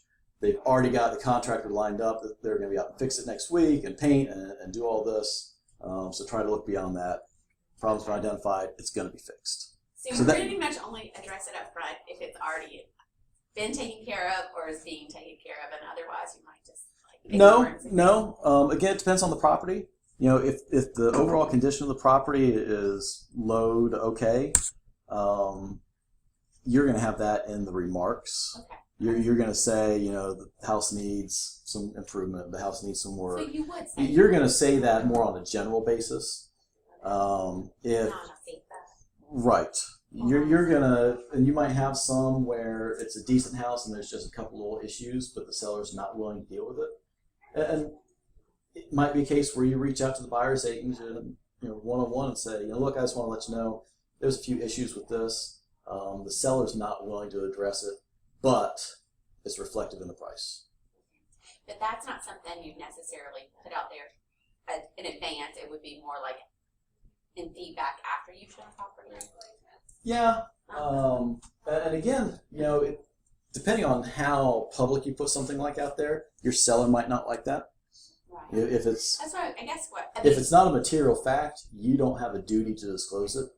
I guess that from the listing side would be more my question, because what would be the duty of the listing agent to protect the seller, but also prepare future or potential buyers, I guess. And that's where, like, doing the pre-home inspection. You find out all that stuff, and you recommend that they make certain repairs, and other repairs you might say, we'll just wait until Is that something you would buyer share, has it done. or not necessarily? The home inspection, it depends if they address everything or not. Okay. If you have a home inspection and they say, well, I'm not going to do any of these right now, I'm going to wait till a buyer sees it. Okay. I'm not going to give that to a buyer and say, here's everything that's wrong with the house. Right.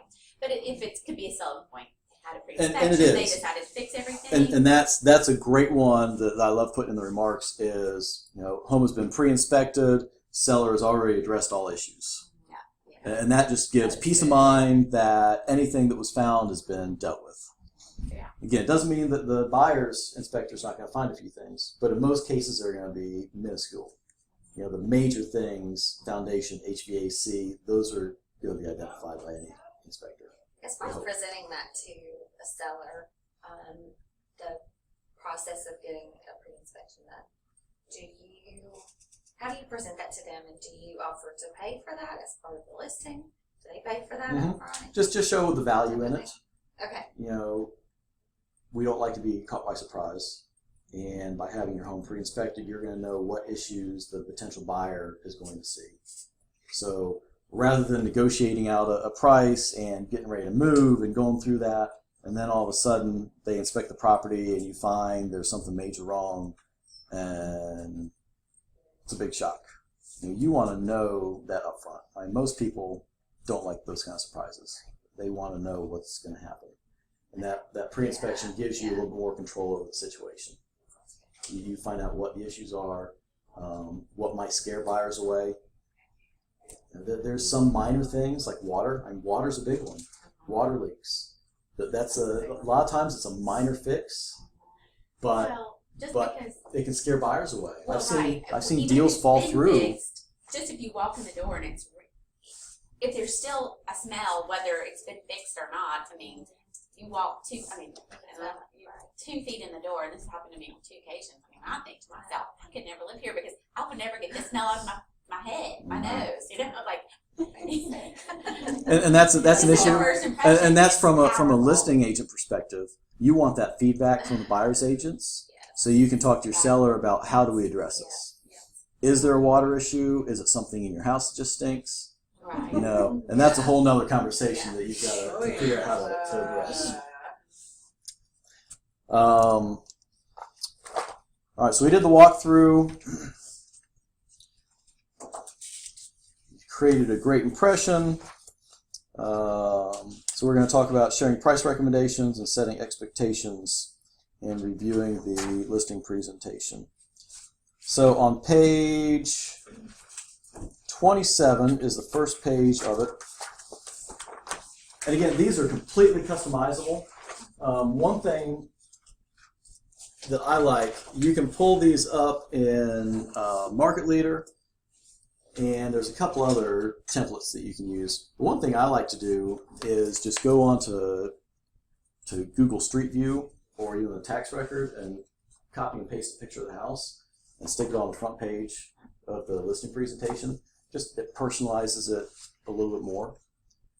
I've even seen some agents go as far to subliminally put one of their for sale signs in the front yard in that picture and put that on there. Just to create that impression of. Like Photoshop it in or actually. Yeah, no, Photoshop it in. Yeah. And that's okay to put on there, but we can't put. Not in MLS. Dad told me you can't put a sign. Yeah. Yeah. He told me no, not Facebook or MLS or anything. Yeah, you can't have anything branded on MLS. Okay. So not a picture of the sign in front of your listing. Right. Yes. Right. Okay. Just like He told me be really careful. virtual tours. Any virtual tour company, you can do a branded or an unbranded, because the MLS won't allow branded. And the reason is because it syndicates out to so many other websites that people pay to get the leads from some of those listings. And if it's already branded with your information, then those syndicates are losing money because those are less leads that are going to funnel through to the people that are paying for the leads. So page 28. So you'll notice the pages on the right or the left hand of your book is sort of the your notes, and when you actually print these out, those are all in red. So everything that is sort of your notes and what's in your head is in red if you print it in color, and then what's actually presented is in black. So it's good to learn sort of the your note side as you're going, and you could do. I've seen it done, not necessarily with this presentation, but if you had a binder like this and you did your listing presentation where you did, like that page on the back of another, so you can sit here and be talking about it and they see this and you see the note side. Because this is not necessary. This is not something you're gonna Right. print to give to them. Right. Unlike the. And you can give them a copy. But you can print a separate copy so you have your presentation copy. Another thing that I like is there's certain pages that are modifiable based on the appointment, like the pricing pages, obviously the front page. Develop sort of a hard copy of your listing presentation, whether it is get it laminated or doing something that looks more like it's professional, that you're walking through and showing them. Have a paper copy printed that at the end of the presentation you can give them so they have a copy. But something that's a little bit more solid that looks like, you've done this a lot and that's why you have it laminated and you don't just print it 10 minutes before you're running out to the appointment. Okay. Even just the little sheets that you can drop the papers into, something like that, just something simple. So most of their list of things they need to do would be covered in the pre-listing presentation. Most of them. Okay. Most of them. Wait a minute, I'm confused. Pre-listing presentation? Well, the pre-listing packet is what you've delivered to them beforehand. Oh. And that's got the questions, it's got your bio, just real basic information. And that's what helps develop the information you're going to use in the actual presentation. So this is the actual presentation. You're sitting down, so you've walked through the house, now you're sitting at the kitchen table. So this first page, it kind of talks really beforehand, confirm the appointment, show up on time, have a copy of the listing presentation, business cards, know the comps. Knowing the comps is probably one of the most important parts from a sounding professional.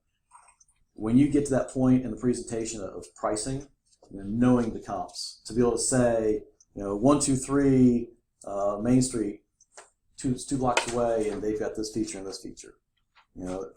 To know those things. And again, as newer agents, take the time and actually go out and preview some of these homes. You've got an E-key, use it. Go out and look at some of the comparable properties. And then you're going to kill two birds with one stone. You're doing part of your 10 properties in a week to look at, but you're also preparing a little bit more in depth for your listing presentation. So you want to thank them for the opportunity to meet. Ask them if they had a chance to look at the pre-listing packet. If they did, great, get it, and answer any questions they might have gotten from the packet. If not, say, okay, well, we can review those as we go. So the 6 goals. That's really the first page of the presentation. You're thanking them for the opportunity and the 6 goals. So the 6 goals, we're going to discuss your motivation for selling. We're going to define your 10+ experience expectations. We're going to review what you can expect from Keller Williams and myself. I'm going to explain the selling process from getting it listed all the way through the closing. We're going to review the 3 factors that get your home sold, and then we're going to decide to work together. And that decide to work together is what I was talking about earlier, where you're going to set the expectation that you're either going to list your house with me, you're not going to list your house with me, or I'm not going to take your listing. Those are the 3 potential outcomes. And you want to put those out there ahead of time. And where do you do that? Right in the beginning. When you're setting the goals for the day. So on page 29, those 6 goals, that last one, decide to work together. So when you're doing this, and so how do you present? I think it's kind of easy, and well, not easy, but obviously we could work together. You could not choose to go to do this with me. How do you approach that? I don't choose to do this with you. Like, just like when you do this all the time. So what's like the normal layman? So do you have like a 2-second? Not really. It depends again on the type of person you're working with and the reason. It might be pricing. It might be the house is a complete disaster, and in your walkthrough they have no desire to do anything to it. So it just kind of depends on what your reason, and you haven't quite gotten to the pricing, you haven't gotten to some of the recommendations yet. You're just setting that tone that there might be something as we go through this that we don't agree on, and it doesn't work for me to represent you. So, you definitely, you can kind of, say you have a pricing issue, but what if it's just somebody that, like, you're just, like, they get on your nerves, you're not communicating well, and you're just thinking, I cannot imagine having to deal with this person in my life for the next You 3 don't months. take it.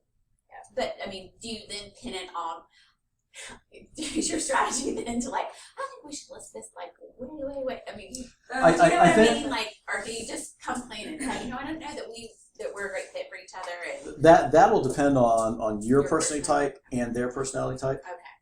If you're someone that can just say, I don't like you, Are you that and this isn't going to work, then do it.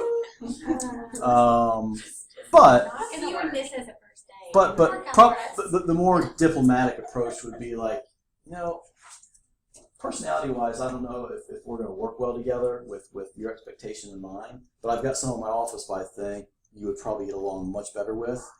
Let me send them out here, and you can meet with them, and you can still take advantage of all our great marketing tools, but work with someone who you might get along with a little better.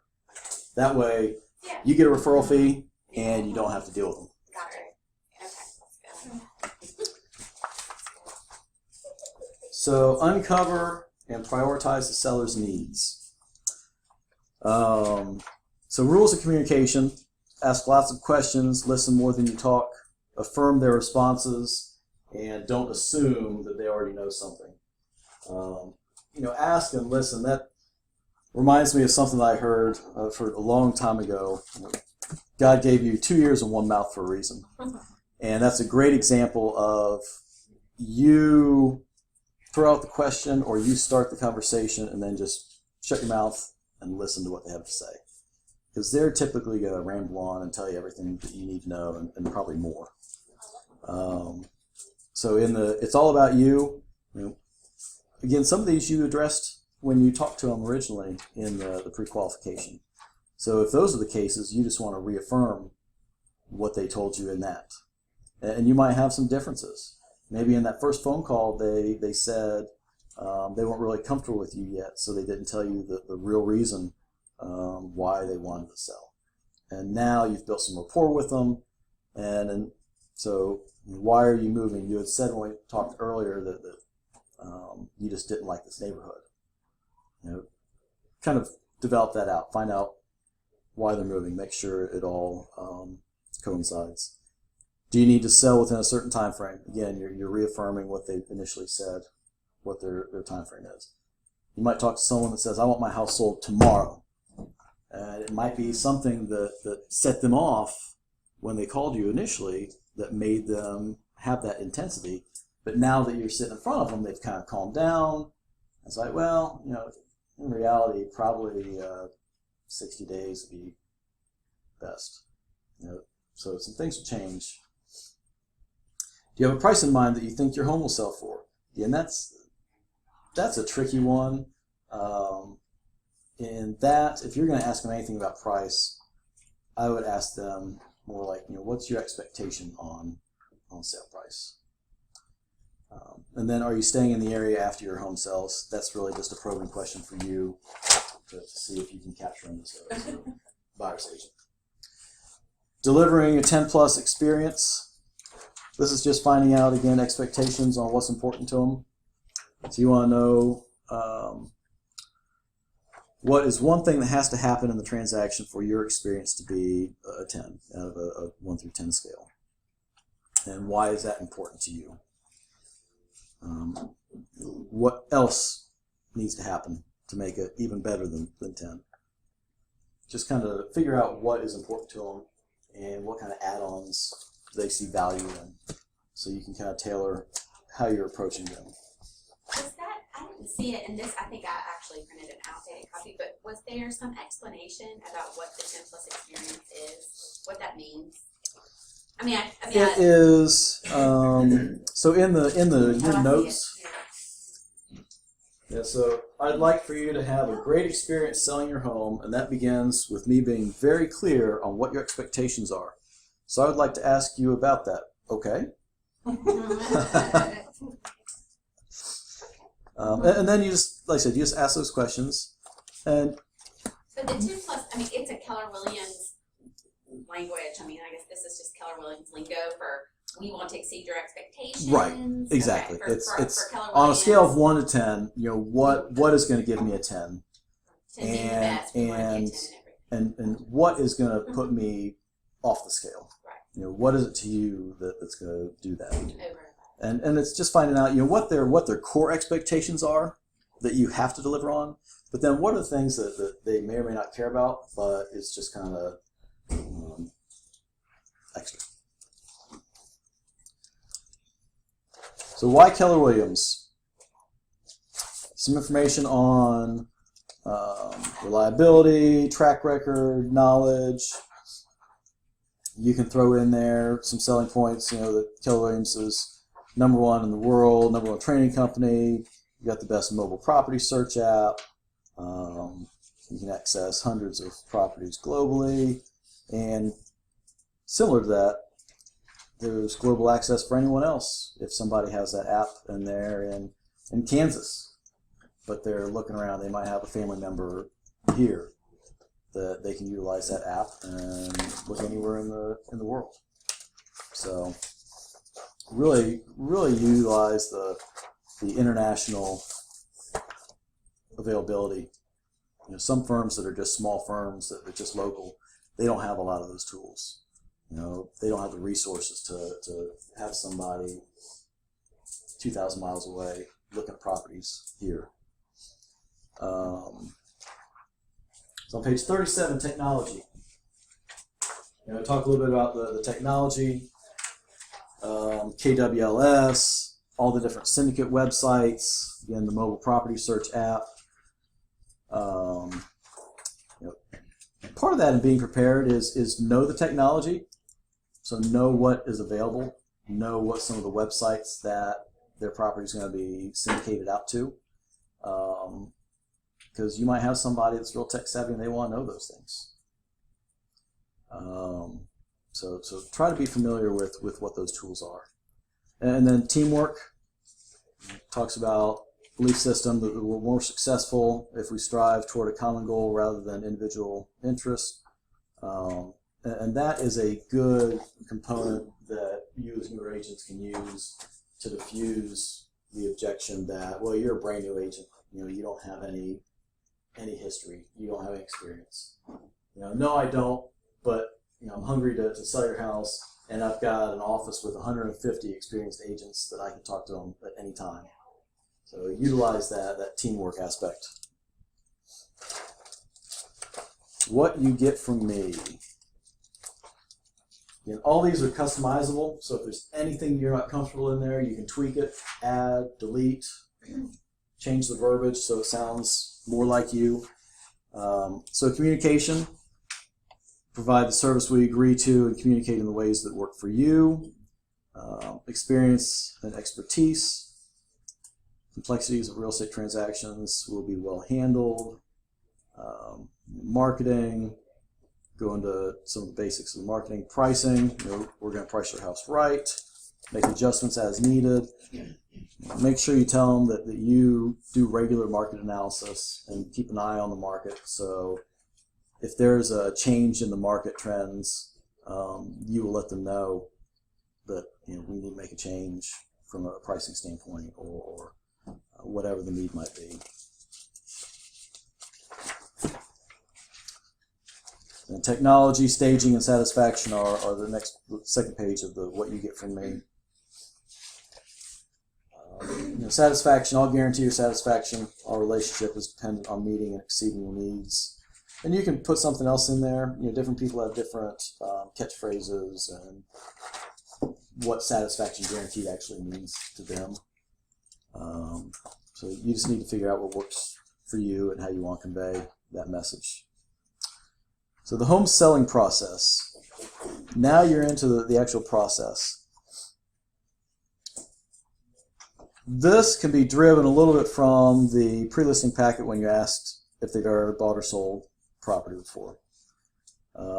If they have, then you can kind of go through this and talk about what maybe has changed since last time they bought or sold. If they haven't, then you know you need to go into it a little bit more detailed. So servicing and marketing.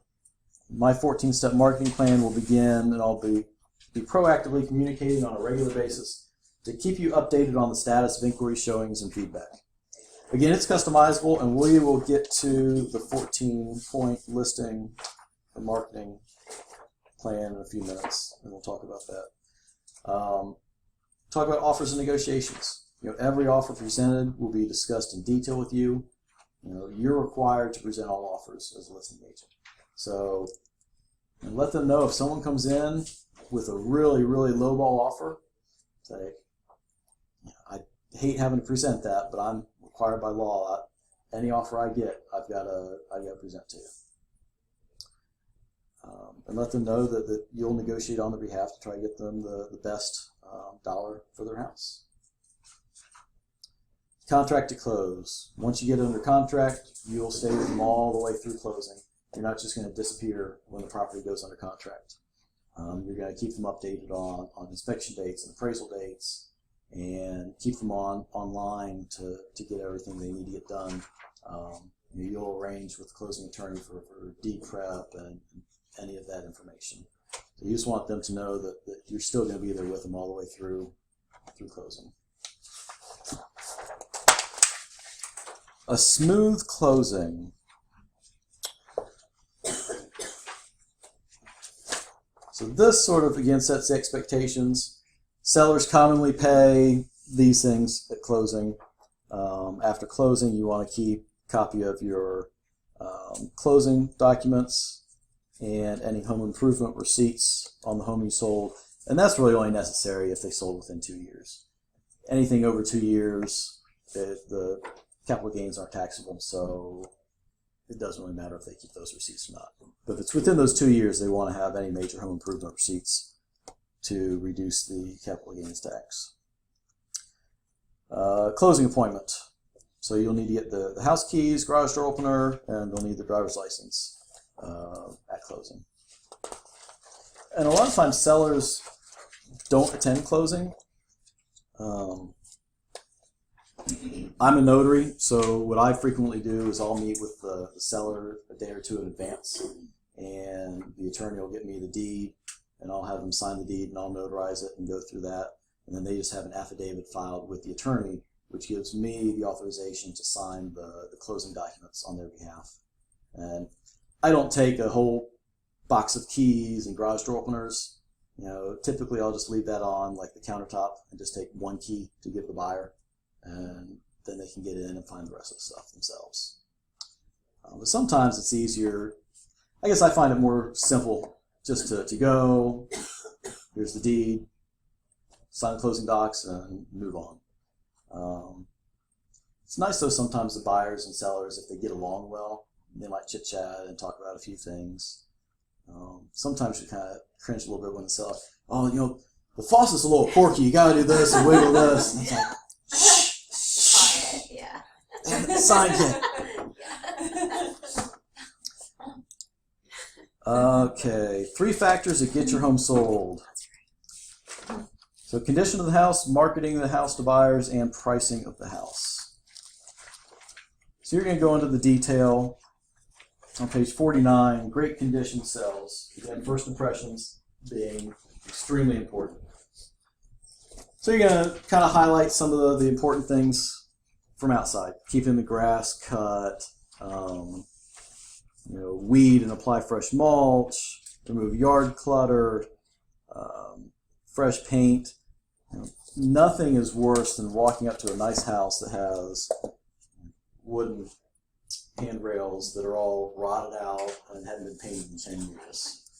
Those just a quart of paint would do it, and it would really affect the buyer's perception. The other thing that buyers look at, and some buyers don't, and agents will point it out, is things like that haven't been maintained. Those are the things that you are seeing. How many things that you can't see haven't been maintained? When was the last time they serviced their HVAC system? How many things are there, if they can't slap paint on their handrails or change their air filter out. You know, what bigger ticket and more responsible things are they not doing too? So some pointers on interior should be bright and inviting. Showings to buyers, you know, turn lights on, secure pets, all that kind of good stuff. Now the marketing your house. So this is the 14-step marketing plan, and this is the one that I'll emphasize again, it's all customizable. Tweak it how you want it to be. The last thing you want to do is give a seller this 14-step marketing plan exactly how it is if you're not going to do something on there. If you're not going to do number 7, 10, 12, and 13, take them off and make it a 10-step marketing plan. Oh, okay. Or put something else in there that you are going to do. But don't commit to something that you're not going to fulfill. You know, you want to set an expectation that you're going to over-deliver, not under-deliver. And even if it goes well, you still want to depend on the seller for referrals. And you know, what's going to keep them from telling somebody, oh, yep, they sold the house pretty quick. They only did 5 of the 14 things they said they were going to do, though, to sell it. I guess we just got lucky. So make sure that whatever you're telling them you're going to do are things you're actually going to do. And if you're not, get rid of it. And if there's more things that you're going to do, then add to it. Make it a 20-step marketing plan. That's the joy of it being completely marketable or modifiable. So global exposure. When you list with me, you'll have access to the Keller Williams listing system, KWLS. It's a proprietary, exclusive system, ensures your property is listed online 24/7 through all the top real estate search websites, including Zillow, Trulia, and hundreds of other channels. This is a great time to interject the lawsuit that the National Association of Realtors had a few years ago with Zillow in syndication of MLS data. And we have a relationship with Zillow which puts you on all of your listings without having to pay for it per se. So that relationship, you know, Zillow and Trulia have the most market share from visibility and from online traffic. So to utilize that relationship that Keller Williams has with them in placing of listings, and more importantly, putting your contact information on all of your listings. Because a lot of websites will put whoever's paying to get those listings. They're still required by law at the bottom of the listing page to say, you know, courtesy of Keller Williams or whoever. But that doesn't mean that's who the agent that they have stuck next to the property. And the importance in that is you don't know how good that other agent that they're putting next to that listing is. And if somebody calls them to get information on it, you want somebody that's going to be able to fully describe their house and to be able to sell their house and sell the visit to get them in the house and fall in love with it. You don't want to put that on somebody else that you don't know. So we have like an exclusive relationship with Zillow and Trulia. We do. And you'll see that if you look on Zillow and Trulia and look through some of our office listings and company listings, you know, our agents are attached to those listings. That happens automatically? And so every listing on Zillow is in the MLS? Well, yeah, so MLS syndicates out. So the MLS syndicates out and KWLS syndicates out. And they go through, so the MLS syndicates through what's called ListHub. And ListHub kind of controls all the syndicate sites. And the broker in charges of the office, High Point, I control it, and Kelly in Kernersville controls it. We can select what sites get syndicated to and what don't. I mean, I can turn it off and listings don't go anywhere.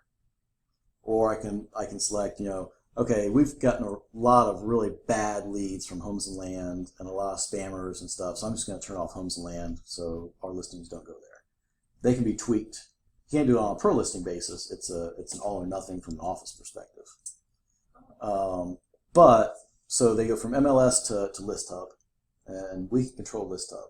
And ListHub then syndicates with KWLS, which then goes out and goes to these that ListHub doesn't. Because ListHub doesn't syndicate out to Zillow or Trulia anymore because of the agreement that NAR came up with.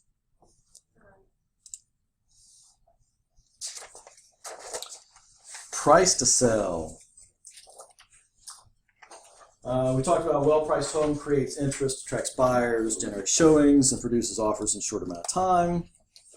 Underpriced home may cause issues in perception. Overpriced home, less showings, longer time on market. Competitive price is not based on what sellers hope for. It isn't what they want or need. It's not what they paid originally. It is, the definition of sale price is what a ready, willing, able buyer is willing to pay a ready, willing, able seller. And that's what your market analysis, your CMA, is hopefully going to do, is kind of pinpoint a price that those two can agree on. So page 57, the CMA, again, that's another session where you'll really get down into CMA. But that's where you would put that CMA.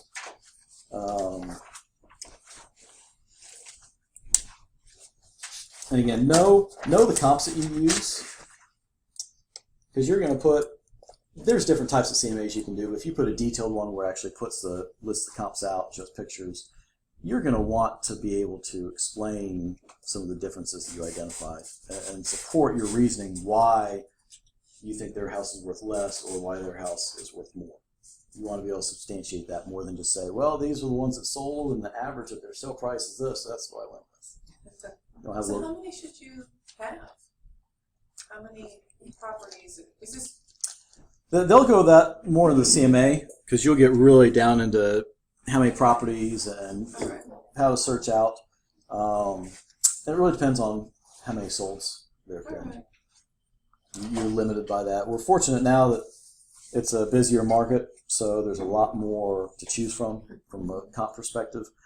6-7 years ago, you would have to go out a mile to find one or two decent comps for a property. Not quite as easy. So the recommended price for your home. So in here you've got where it's an editable field, average sales price per square foot, recommended list price, and recommended list price per square foot. So I like the price per square foot because it breaks it down into light conditions. In most cases, you're not going to find an exact match for a house. To be able to say, this exact house sold 3 months ago for this, so that's exactly what you can expect for it. So you've got to break down price per square foot to kind of put it on a different level. Like I talked earlier, a house that's 1,000 square feet down the road sold for $300,000, and that's what they want. That's not a good expectation. Say, well, that was a 3,000 square foot house. Yours is 2,000. So that means that you would get 200,000, not 300,000. Break it down in a price per square foot so they can understand. So in these, I use ranges. I don't like to put a specific dollar amount in there because I think that's too pushy. You're saying that this is what I recommend you list it at. I like to give them a range that I'm comfortable listing it in, but it gives them the freedom to make that decision, so they feel more empowered in that process. The price per square foot, still do the same type of ranges on that. On the listing price, don't make it too wide of a range. Condense it down, but also tell them, say the range is 135 to 145. Tell them, I think you could sell at 145. It might take a little bit longer because the hot spot is here. But if you want to get the most and you're okay letting it sit on the market for 60 days, then you can go closer to 145. If you want to go into contract in a couple days so you've got that peace of mind and moving forward, let's go at 135. Kind of talk them through the range and give them the pros and cons of different parts of the spectrum so they can pick where they want to be. I always use odd numbers. And I use that just from a calculation standpoint. if someone gives you, I would recommend 135 to 145. That's like, okay, well, where'd that come from? Based on price per square foot in your house and all these other things, I'd recommend 134, 727 through 136.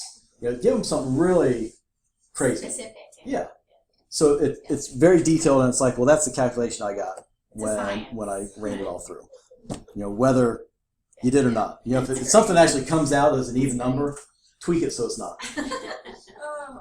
How do you determine how much a square foot is worth? You just divide out when you run the comps. You're literally just Mhm. eyeballing it. Yeah. So I thought it was somewhere I should look. Okay. when you run the comparable sales, different houses, you might have a house that sold for $97.25 a square foot. You might have a house that sold for $90 a square foot. That's just the average of those. And when you do that range, you pick your low end and you throw out your outliers. So you pick your low end, and that's the bottom of the range, and then the high end is the high end of the range, and just kind of tweak it so it works. Like any kind of data and numbers, and you can make it whatever you want to make it.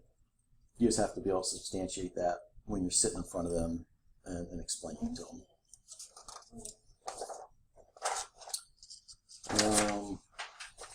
And I'll tell you real quick, we talked earlier about not taking a listing based on price.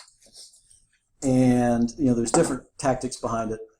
But I turned down, I really turned down the listing. I turned down his attempt to negotiate. He wanted, I did the full walkthrough and told him a bunch of things he needed to do to the house. And he had two other agents that had come out. He called me back and said, I really want to use you, but I want to know if you'll discount your commission rate. And I said, no, full service, this is what you get, and other firms, they're discounting it somewhere. You just don't see it. So we kind of talked through it, and he said, well, that 0.5%, that's a big deal to me, so I'm going to go with this other firm. He listed a little bit high too. He was outside of the range that I had showed him. So probably saving 0.5% and getting more money than what I showed him was optimal. So he did everything I told him to do in the house. When the listing went live, he did everything I told him to do. It was on the market for close to 60 days. And he called me up and he said, I'm really unhappy with my agent. I said, okay. He said, are you still interested in taking the listing? I said, well, you got to terminate your agreement with the other one before I can even talk to you about it. So he went, terminated the agency agreement with the listing agent, and we talked. So he listed it for full commission, and he dropped his sale price $10,000 to put it in the range that I had originally told him. And it was one we had it under contract in 3 weeks. He was happy. I was happy. And it's just holding your ground is important. You might have a listing that you really, really, really want to take, but if it doesn't work, don't be afraid to say no. Whether it's a personality conflict or the numbers, whatever it is, don't feel like, oh, I'm on a listing appointment, so I've got to do something to get this listing. Don't be afraid to say no if it doesn't fit. And sometimes it'll still come back to you. Mm-hmm. It was actually funny. He referred me in between when I met with him and when he was listing it with somebody else. He actually referred me to his neighbor.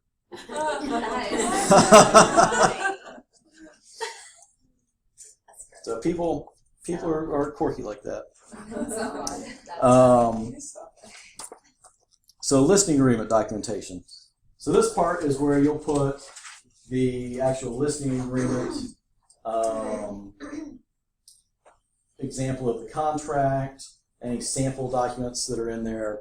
Guide to home inspection is a good one to put in there. But include that in this section. The next page, seller disclosure document. You are going to have all the disclosures required. So the North Carolina property disclosure. You're going to have the oil, mineral, and gas rights disclosure. And if it was built 78 or earlier, you're going to have the lead-based paint addendum in there as well. And if there's anything else that would be required, if it's got homeowners association and there's any extra disclosure in there for that. But that's going to be in there. With that, I like to give the disclosures sometimes in advance just so they can look over them, like with the pre-listing packet. Not something you have to do, but if you want, just send it to them ahead of time so they can look at it. Then you have a moving checklist. It's something that they can fill in, again, a way that you identify what you're committing to them and a way that they can hold you accountable. Identify when you're going to have the sign in the yard, when the lockbox is going to be on there, when it's going to be in the system, if you're going to have a staging consultation done, photos, flyers, all that kind of stuff. You identify a timeline when you're going to have those things done by. Then you've got a moving checklist. It's more helpful information for them. We are not, on page 69, we are not going to break into groups because we are about done. But like I said, get in the habit of partnering up outside of these Ignite classes and going through the scripts, going through the listing presentation. Just repetition is what really helps you get comfortable with it. And it helps you work out some of the kinks, some of the crazy stuff you might hear. So just work on it over and over and over. So do that. Of course, page 71, action plan. Practice your listing presentation. Practice the objections. Practice the scripts, and then complete your mission for the next class. And hopefully the links will be fixed at some point. So the last couple pages here, just more preparation for next class. You've got the mission. For Module 5, you have the prepare your list and targeting your prospects. All right, quiz time. Page 74. What is the purpose of the pre-listing packet?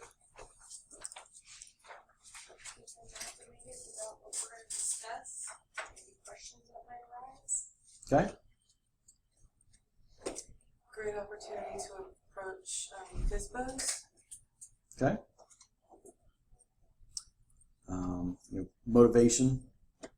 Figure out why they're selling. Kind of qualify. And then for you, it's to try to make it more of an effective consultation when you actually meet with them, because you're getting some of that stuff out of the way ahead of time.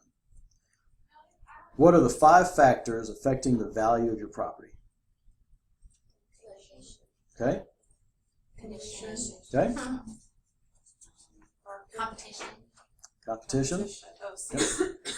2 more. Location. That location.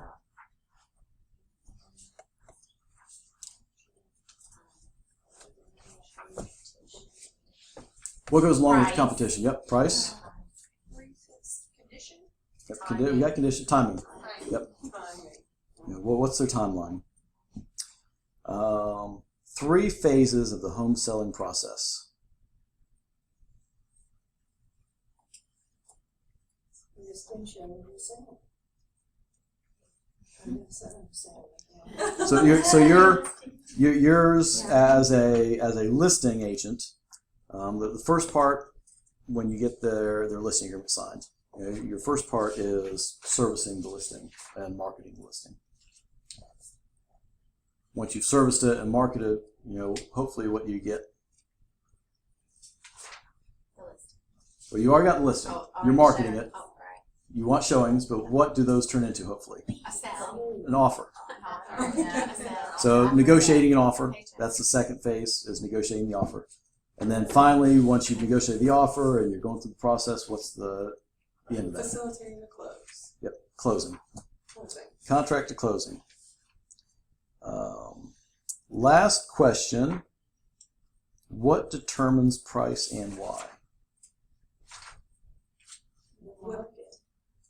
whatever a ready, willing, and able buyer is willing to pay and a seller is willing to take. Mm-hmm. If it's market's going to drive that, and what a buyer's willing to pay for it. Another, houses have to appraise, and we've had issues with houses not appraising earlier this year. So that is another tool. If you have a seller that says, I want to list my house up here, I know it'll sell up there, and if your data completely contradicts what they want to sell it for, tell them to get it appraised. Say, get it appraised. I don't have any data that supports listing your house for that. You don't have anything that unique that would give it that much of a boost to that price point. Get it appraised. If it appraises for that, I'll list it. If it doesn't, then let's list it where it's supposed to be and move on. And sometimes in higher end properties, I've offered, if they got it appraised and it appraised where they wanted to sell it, I'll pay for the appraisal. You get appraised, and if they prove me wrong, I'll pay for it. How often does that happen? Not very often. And it all comes back to, if you do your homework on the comparables and you really present them well and show that you know what you're talking about and go into more detail, this house has this type of flooring and yours doesn't. This has been fully updated, yours hasn't. If you can go through those details, it's a lot more than you just saying, this house sold for this, and this is its square footage. Appraisers look at more than just price. They look at features, they look at condition. So those tweak things. And would you ever, or do you ever go see the comparable, like look at them, preview them? Is that a standard? I wouldn't say it's a standard. Okay. Sometimes I will. A lot of the neighborhoods that have been built in the last 20 years, they all build them off of a similar floor plan. So sometimes I'll try to find something that has a comparable floor plan to preview, just so I can be familiar with that floor plan. So as I'm walking through it, I've been in this floor plan, your living room's back there. And so again, you sound like this isn't the first house you've ever been in. Whatever you can do to kind of impress upon them that you've actually done this before is kind of important. And doing the homework, going out and looking at properties, looking at comparables, and knowing the comparables are important. There's a great site called HomeWise, HOMWYSE, and they have regional pricing for like improvements. So that's a great tool to use if you're looking at comparables. And say one. They don't have an app. Yeah. But they're great. Sorry. They are. And you can select if it's like a home buyer is going to do the work, or if you're going to have just a contractor or an actual licensed general contractor, because it has the price point breakdowns. But anything that you can do to a house is in there. Small scale, large scale. So that's a good tool to use. All right, well, that comparable has hardwood floors and you have 10-year-old carpet. You put that in there and say, okay, if you did what they have, it's going to cost you $8,700 on average. So you either need to spend $8,700 and do that, and we'll price it there, or you need to be $8,700 less than where they're at. It again, it helps substantiate where you're coming at. And if you have all that type of detail and information, you're going to stand out far above the person that shows up with nothing in their hands and just walks around and tries to fast talk with them.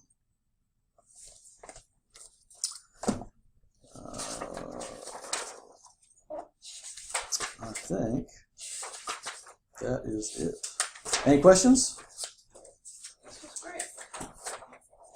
No questions? All right. How long have you been in the business? 10 years. Right. So I've been through the good, the bad, and the ugly. Well, thank you. Thank you. Appreciate you all being here. And is this so everyone here is new?